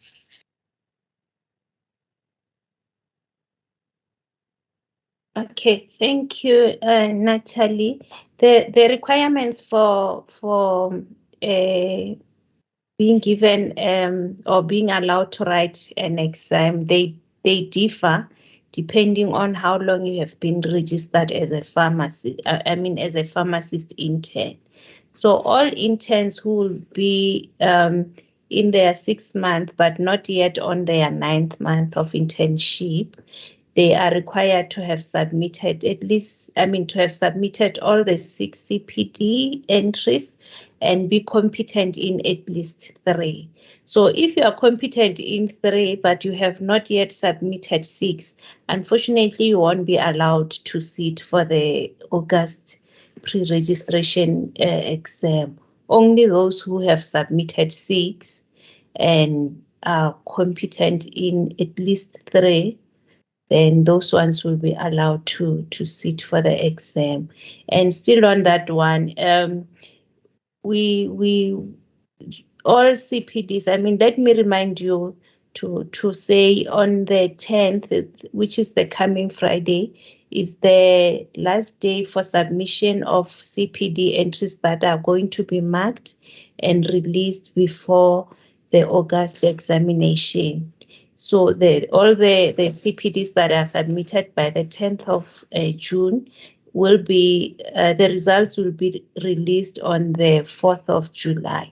And after that, we're no longer going to have the release of results until you guys sit for the exam. So this coming submission is very much crucial. So just make sure that you address all the shortcomings that were identified so that you don't miss the opportunity to sit for the exam. Thank you. What do we do if we resubmit a CPD addressing all the comments only to get it back full of completely new and different comments? How is this fair, and are assessors being paid per CPD marked?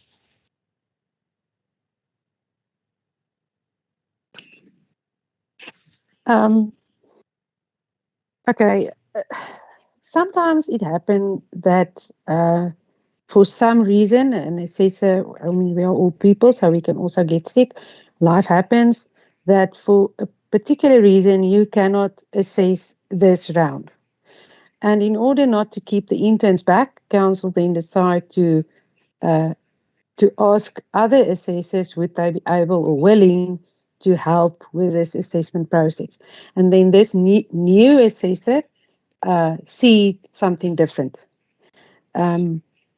But usually the assessors look at comments, previous comments, and work according to that. But unless if you have not changed anything in your CPD, only the evidence, then I'm not sure why there's suddenly a lot of other changes. So that can be the one reason that that your entry was, or that there were other issues highlighted the second time around. You perhaps had a different assessor. You can then ask that the entry be moderated, and or you can ask to contact your assessor to find out what is going on there. Assessors won't deliberately find nitty-gritty other issues because it's very time-consuming to assess CPD entries. We really want interns to be successful the first time around. Especially it is because, as I've said, we all have other jobs as well.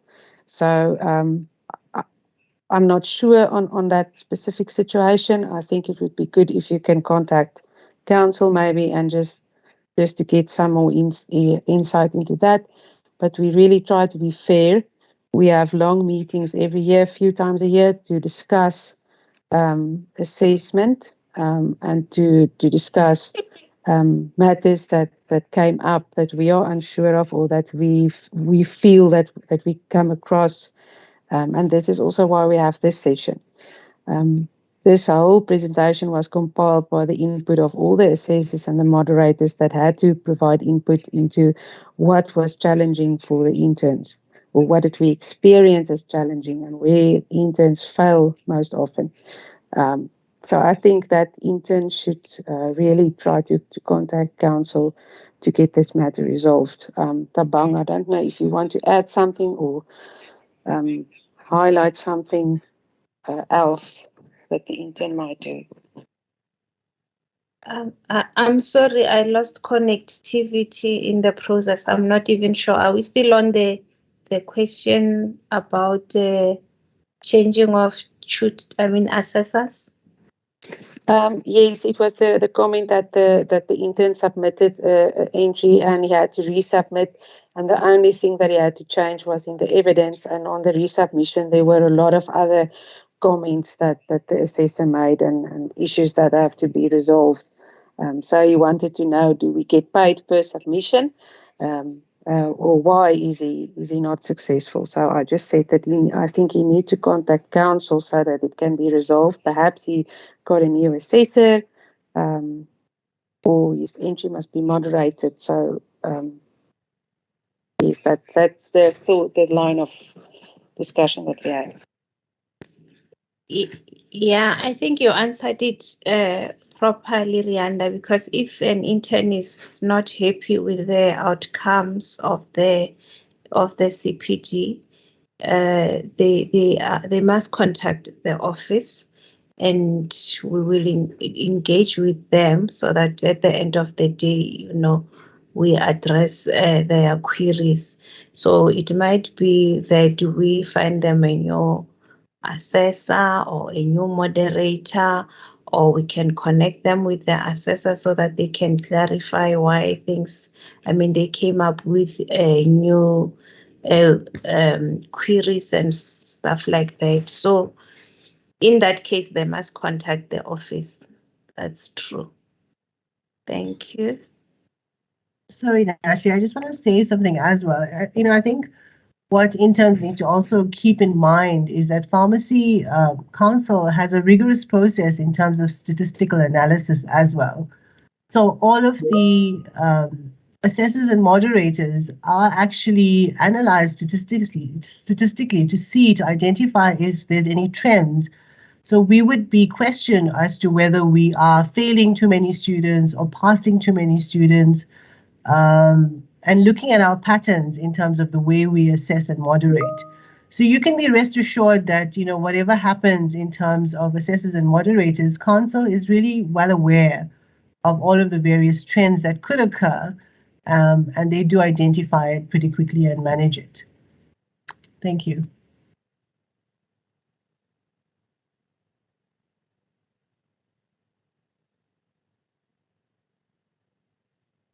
Thanks, everyone.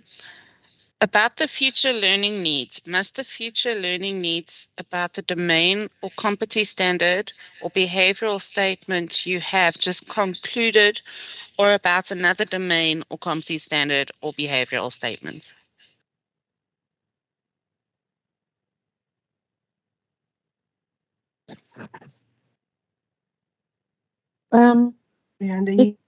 Okay.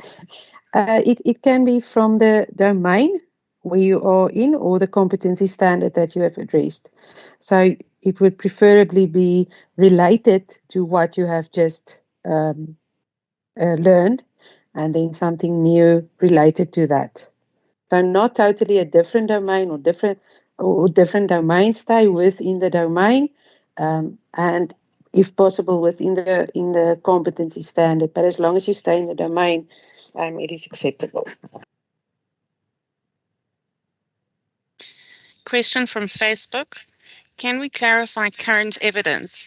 If the manual says evidence collected during the internship year and that evidence was collected in 2020 for an academic intern, will evidence be valid in 2022? Note the CPD was assessed in 2021 but can only now be attended to in 2022 due to academic commitments. Is the evidence still valid?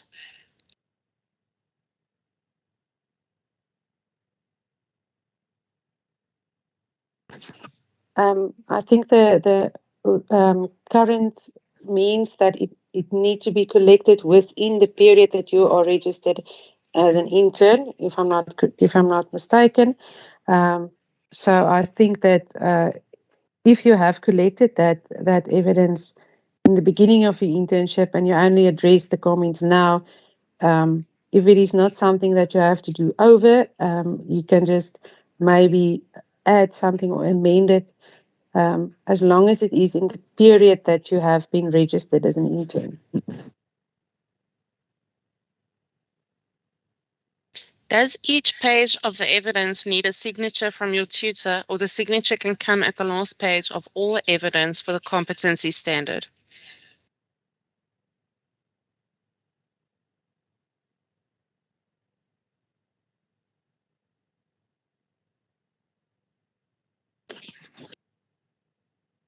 Rianda, I thought you're taking this one. So what happens at the moment is you'll see that in order to get approval at the end of each submission, you have to get your tutor to sign. So council has agreed to accept the tutor signature as evidence at the end of submission. When you get the submission to be submitted to council on the portal, the tutor has to sign off, and that would be proof of your evidence in terms of the signature. So, Rianda, do you want to add to that, or Tabang? No, I just also wanted to say the tutor verify online, so it is not necessary that the tutor physically sign on the evidence, because if they verify online, it means that they have seen it and that they do approve the work of the intern. It is only for academic interns or interns in manufacturing where your tutors stay at the facility or at the university. They do not witness you, but they still need to verify your CPD. It is good practice to have the RP to sign the evidence. Only the first page or the last page, either doesn't matter. It's just good practice, but it's not compulsory.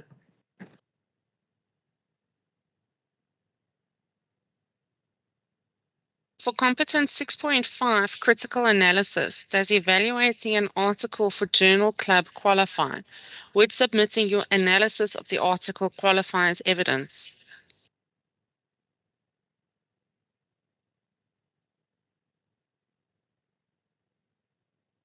I'll take that one. So in terms of critically analyzing a particular article, you have to obviously make sure that that analysis is of a scientific journal and relevant to pharmacy practice, as the behavioral statement says, critically evaluating literature in the context of pharmacy, in the context of the practice of pharmacy and education. So yes, it is acceptable provided that you show how you critically analyzed. And critically analyzing a particular literature review or any form of journal article is quite a rigorous process. So you have to make sure, for example, if you're looking at a randomized control trial, all of the evidence and whether it is suitable for that particular article, whether it is biasing in that paper based on the research that they've done and all of the studies that they've looked at, looking at the relevance of the literature based on timelines, for example. So you have to do a really rigorous analysis, a critical analysis of that paper, and just giving a few comments is insufficient. So just be careful with the critical analysis. It must be an in-depth analysis of the research article. Thank you.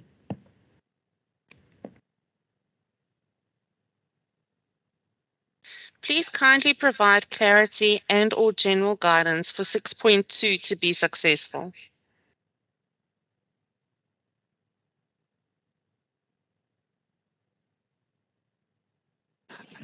I don't have any. I think we have talked. You have talked on that one in detail. I'm not sure if the intern is satisfied or still needs clarity. Maybe the intern can indicate in the Q&A if it is fine or if he or she still needs extra guidelines or guidance with that one.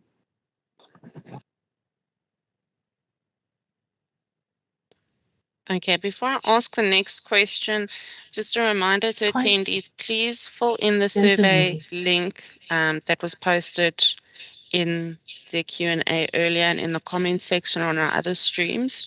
This does form part of the attendance register. Okay, when you say upload your professional indemnity form, GPP, not PSSA, which form is that one?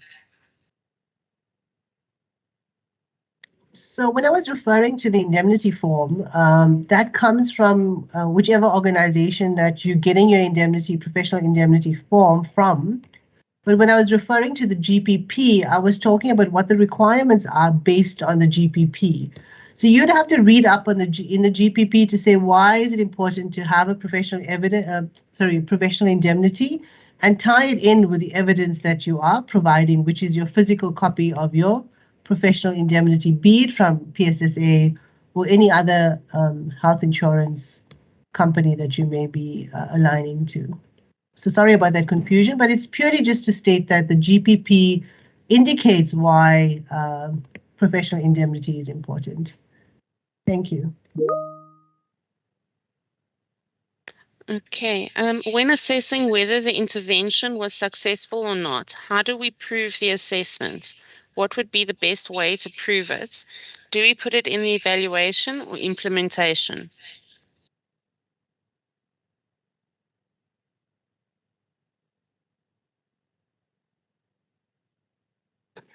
For which competency standard would that be? It's not clear. Not clear. I would say it should form part of the evidence. That's the implementation, because it is part of providing the information, being busy with the activity. You should then also ask for feedback from your audience to know if it was successful, or did they understand or not. So then it would definitely then form part of the evidence and the implementation section.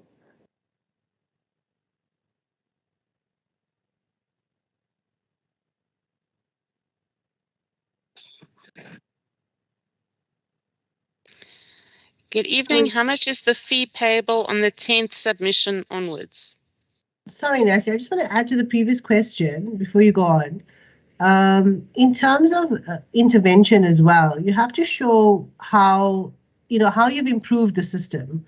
So whatever you were trying to achieve, how has it changed now that you've put this intervention in place? So just proof of that. So if you're looking at, I don't know, if you're looking at the number of people who present with flu after you've given them the flu vaccine, you can do a quick analysis. That's a really bad example, but just to show in terms of how things have changed now that you put the intervention in. Thanks, Natalie. Okay, great. Then the question was, what is the fee payable for the 10th submission onwards?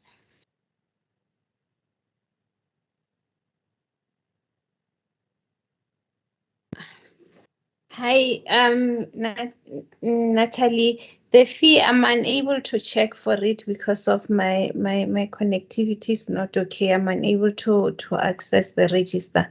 I will try to check and I will let you know as we're proceeding with the workshop. Okay, great. We'll come back to that. A question from Facebook. When using a prescription as evidence, do we need to get the prescriber's permission first? Also, do we need to hide their names if we don't get permission? No, you do not need permission from a prescriber to use a prescription for a CPD. It's not necessary, and confidentiality is only applicable to a patient, not to the prescriber. I always say, unless it was a really, really bad mistake or error that the prescriber made that may cause serious harm to the patient, then you may hide or block out his or her details, but otherwise you don't need permission. Using the patient waiting area to highlight or educate about a topic like BPH, can it serve as a health campaign?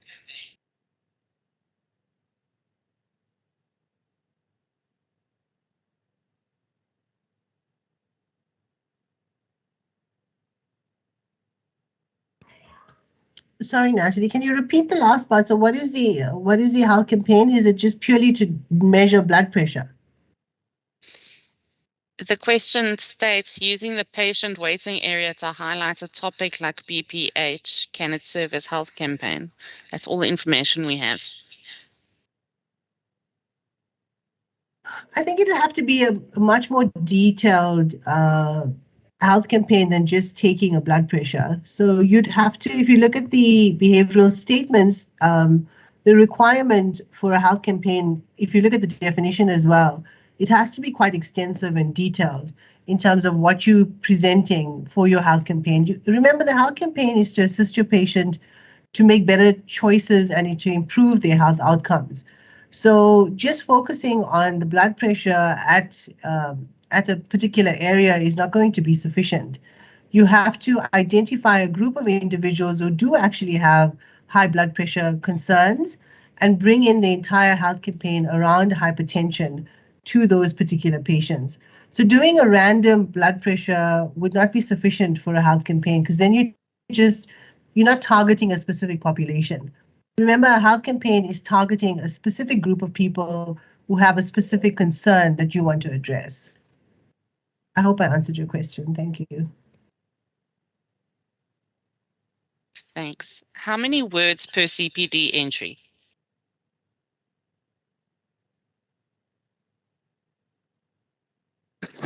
It is not number of words, it's characters. So you will see if you start to type your CPD online, on the online platform, you will see you have 1,000 characters per cycle or per step or per phase. So it's not number of words, it's number of characters, which is limited to 1,000. Okay, a question from Facebook. Can I ask for CPD 2.6, where it says 2.6b and obtaining consensus from the patient? How do we prove this specific part? Do we ask the patient to write a short testimonial? How do we record their responses to our questions, i.e. evidence?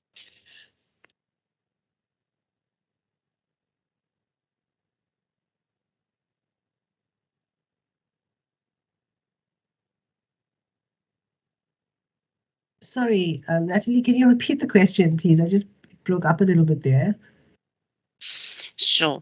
Can I ask for CPD 2.6, where it says 2.6b, and obtaining consensus from the patient? How do we prove this specific part? Do we ask the patient to write a short testimonial? How do we record their responses to our questions, i.e. evidence?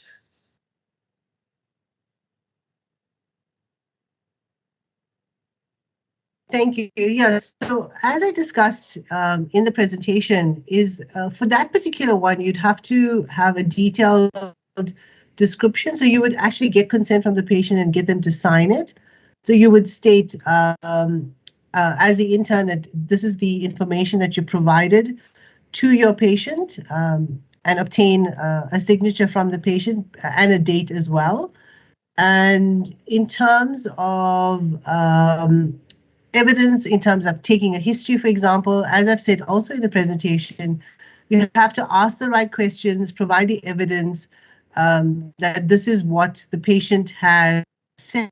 And often what you can also do is, if it's a patient that's been in the pharmacy before, if you are saying the patient has a history of diabetes, you can take a screenshot of the patient's medication history on the program, that is the computer program that you are dispensing. So that could be proof of evidence there, where you say you asked about the patient history, medication history, and this is what the patient said, and this is the evidence online on the dispensing system, for example.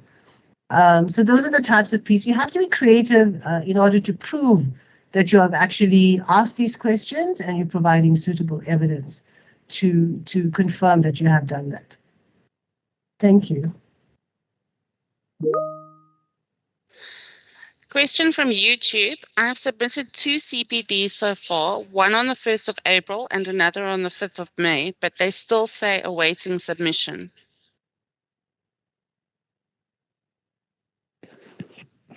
Okay, let me respond to that one, Natalie. The interns, when a CPD is saying awaiting for submission, or let me say there is a language that we're using when you're submitting CPDs, the language wherein it will tell you at what state is your CPD at, or the status. So when it's saying awaiting for submission, it means that CPD has been assessed and the intern was not successful. So the intern has to make another submission. That's what it means. But when the intern logs into that CPD entry and he or she checks, she will see where it will indicate that the entry has been unsuccessful. So that she can only see after she has opened the CPD entry. Yeah, I think that is the language. Those terms that we are using, they are there in your manuals, and it's always important for you to go through them so that you understand the status of your CPDs. Thank you. Question from YouTube. Once I resubmit a CPD, after how long will I receive my results of resubmission, or will I get the results with the next cycle of results that will be released? Okay, the CPD submission deadlines are there in the intern's manual.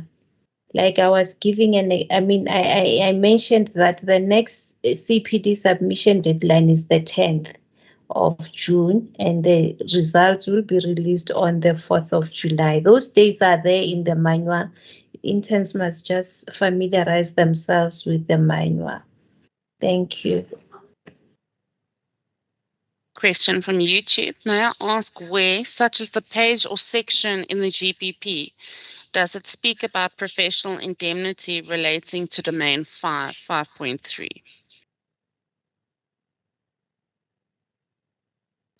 I will look now and I'll revert. Thanks. Okay, we've been asked for a direct email for further CPD queries. Please can interns log onto our website and lodge a query with us. You enter your P number, you select CPD as the type of query, give us the details of your query, and it will create a case which the office will then follow up on.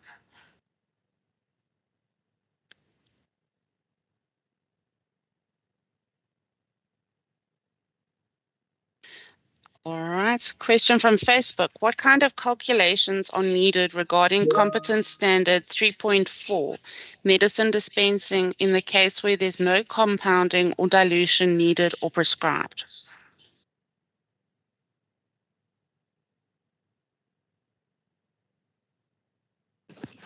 Thanks, Natalie. I'll take this one. In these instances, that is where an intern can do more than one activity. So if if the intern have a prescription without a compound that needs to be made or a calculation that needs to be made, then they need to find another prescription or instance where they need to do extemporaneous compounding or a calculation. So if it's that's why we said it can be more than one activity for a competency standard.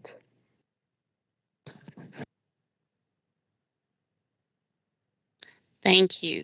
The fee for the 10th submission onwards is 274 Rand. The GPP section referring to professional indemnity is 3.5. Okay.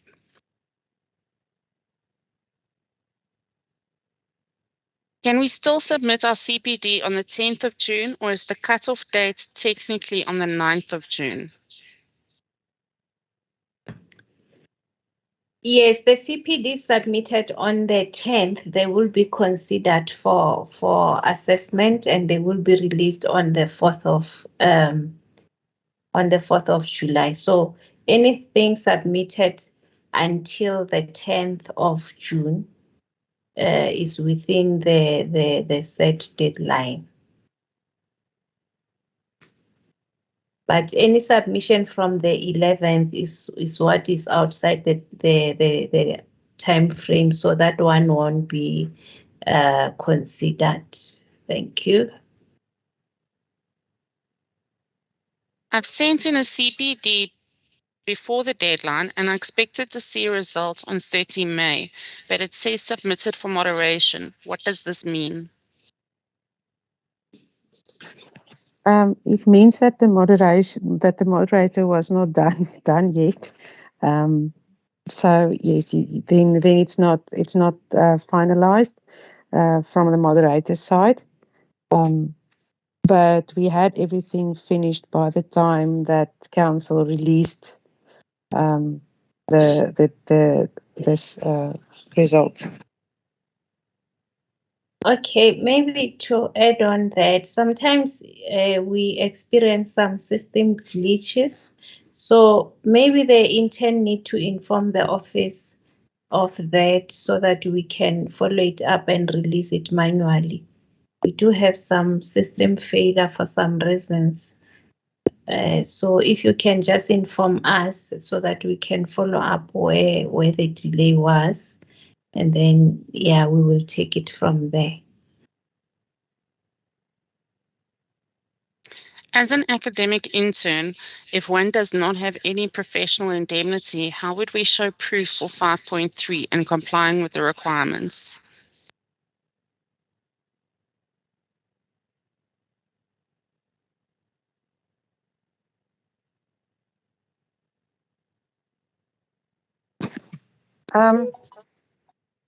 Sorry, okay. Randa, you go ahead. Okay. If you look at the GPP, section 3.5, where it talks about professional indemnity, it said any person registered with the South African Pharmacy Council who performs one or more of the functions relating to the scope of practice of the category in which he or she is registered, that he must be covered by his or her own indemnity insurance. So in other words, if you're an academic intern and you are going to do your hours, you still need indemnity. And I know there's a lot of institutions that request or that require proof of indemnity before you can work there. So an academic intern still needs indemnity.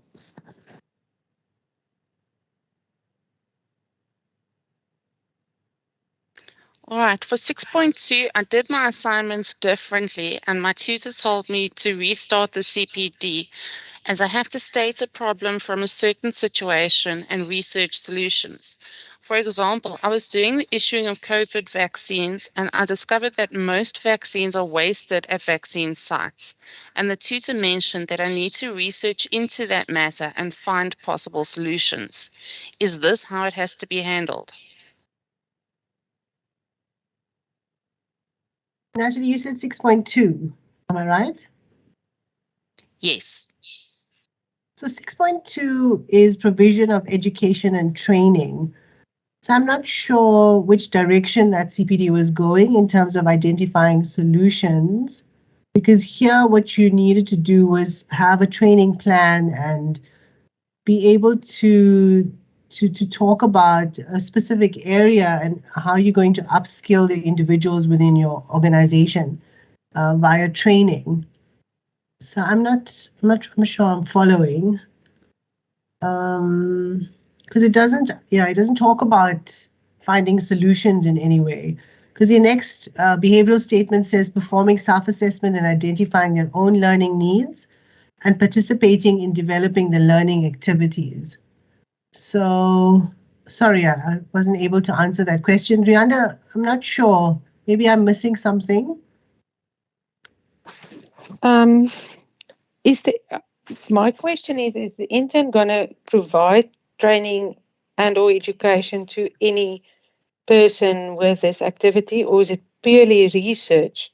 Because if it is purely research onto methods to improve the situation, then I don't think it will fit into 6.2. Because 6.2 is provide training and education. I don't know if the intern is still online and can maybe just type a comment or something. Is it training and education or only research? Thanks, ladies. We'll wait for the intern to give us an answer on that. We have a question from Facebook. If we would like to use more than 1,000 characters, how should we go about it?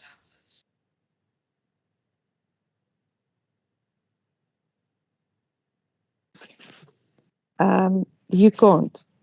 There's not really a way to use more than 1,000 characters. Please don't put your the text that you were supposed to put in the reflection, planning, implementation, and evaluation as evidence. It is not evidence. So we read what is written in the text boxes. So try to limit your words. Be specific in what you need to say. Don't provide unnecessary information there. Most interns get it right to provide to use only 1,000 characters.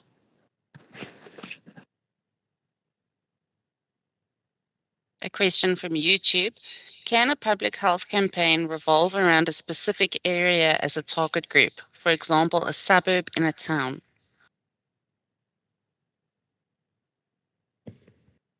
Yes, it can.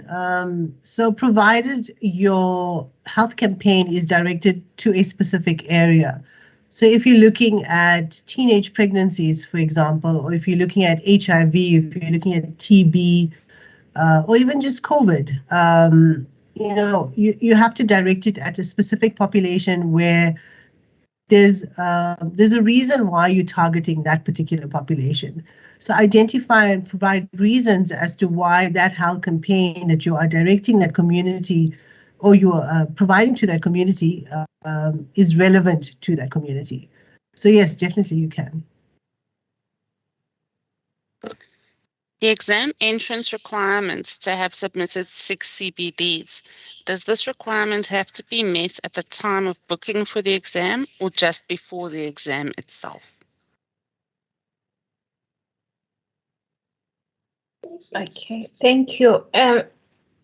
It should be met at the time of booking the exams, because remember, only interns who are meeting the requirements will be allowed to book.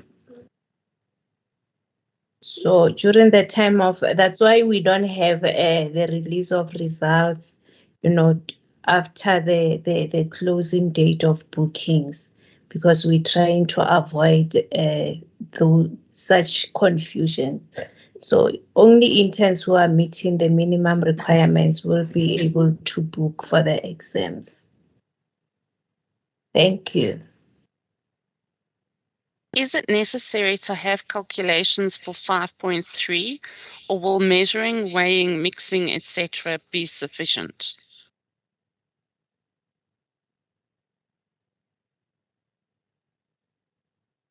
Sorry, Natalie, you broke. My connection was bad there. Could you repeat the question, please? Yes, of course. Is it necessary to have calculations for 5.3, or will measuring, weighing, mixing, etc. be sufficient?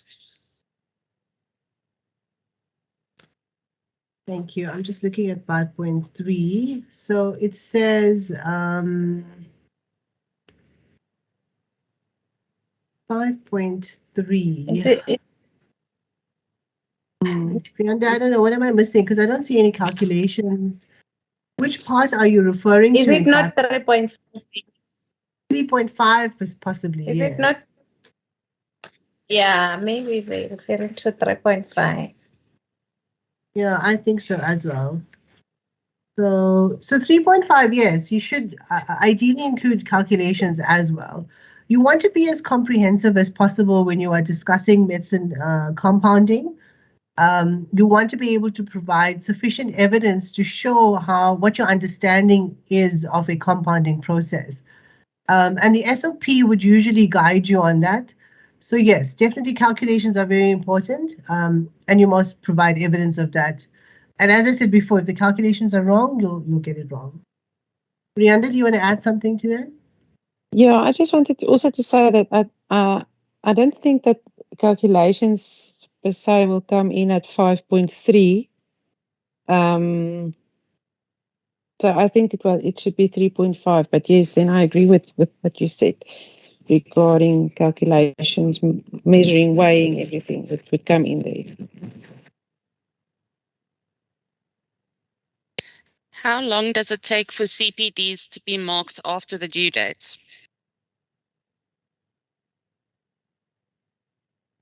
We're trying to release within 30 days, because remember, after submission, the CPDs need to be assessed. After assessment, they must go for moderation. From there, the office has to approve before the the results can be released. So yeah, we have allocated 30 days for all those processes. Thank you.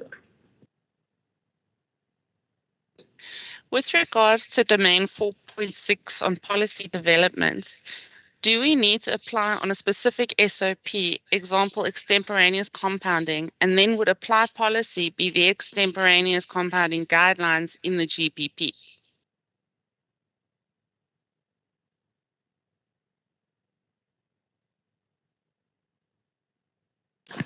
Thanks, Natalie. I'm not sure Natalie, I understand I think you that were question. cutting from myself. Okay.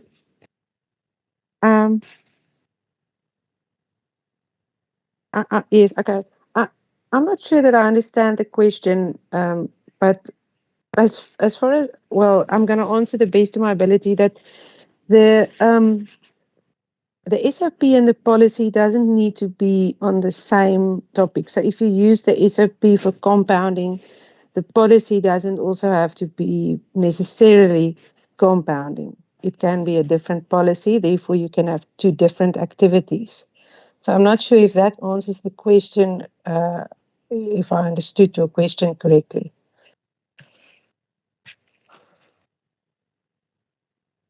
Thanks. The final question, are we not allowed to use COVID-19 for domain 1.1?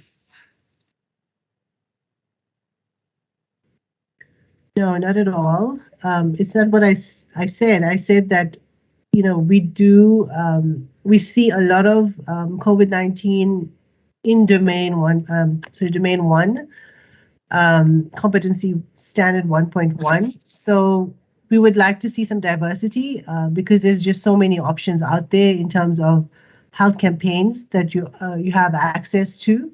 So yeah, that was just the comment that diversity would be great, but doesn't mean that if you submit COVID, we would reject it. Just give us some more interesting material because we've seen a lot of COVID in the past 2 years. Brianda, do you want to add to that? Yes, I can now think specifically of an entry that I saw where the intern said he provided or he gave information to the public on COVID. And then the advice that he gave was wear a mask, sanitize your hand, and do so, adhere to social distancing. And I have small children in primary school and younger, and if I ask them what to do to prevent COVID, they will say I must wear a mask, I must sanitize, and I must stay away from someone, not get too close. So it's nothing new that the intern, no new information that the intern provided on COVID. So if there's something new and something different, and you want to use that, then fine. But if it's just going to be the same, how to prevent getting COVID, how to boost your immune system, then it's nothing new. Everybody have heard that a lot of times. So yes, thanks, Natalie.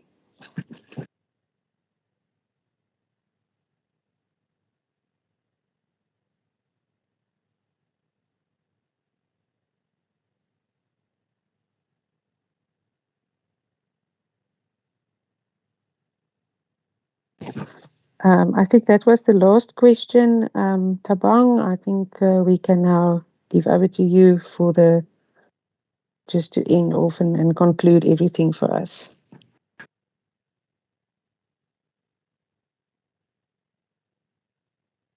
Okay, thank you, Natalie. Let me just take this opportunity to thank you all interns and tutors who managed to join us this evening.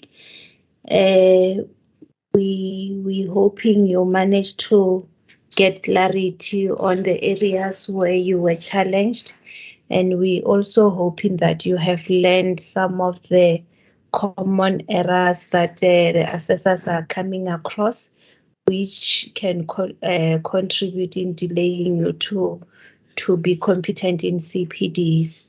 And we just encouraging you to go back and do as you have been advised, and hoping that you'll be able to be successful in your CPDs and also to meet the requirements to sit for the coming exams.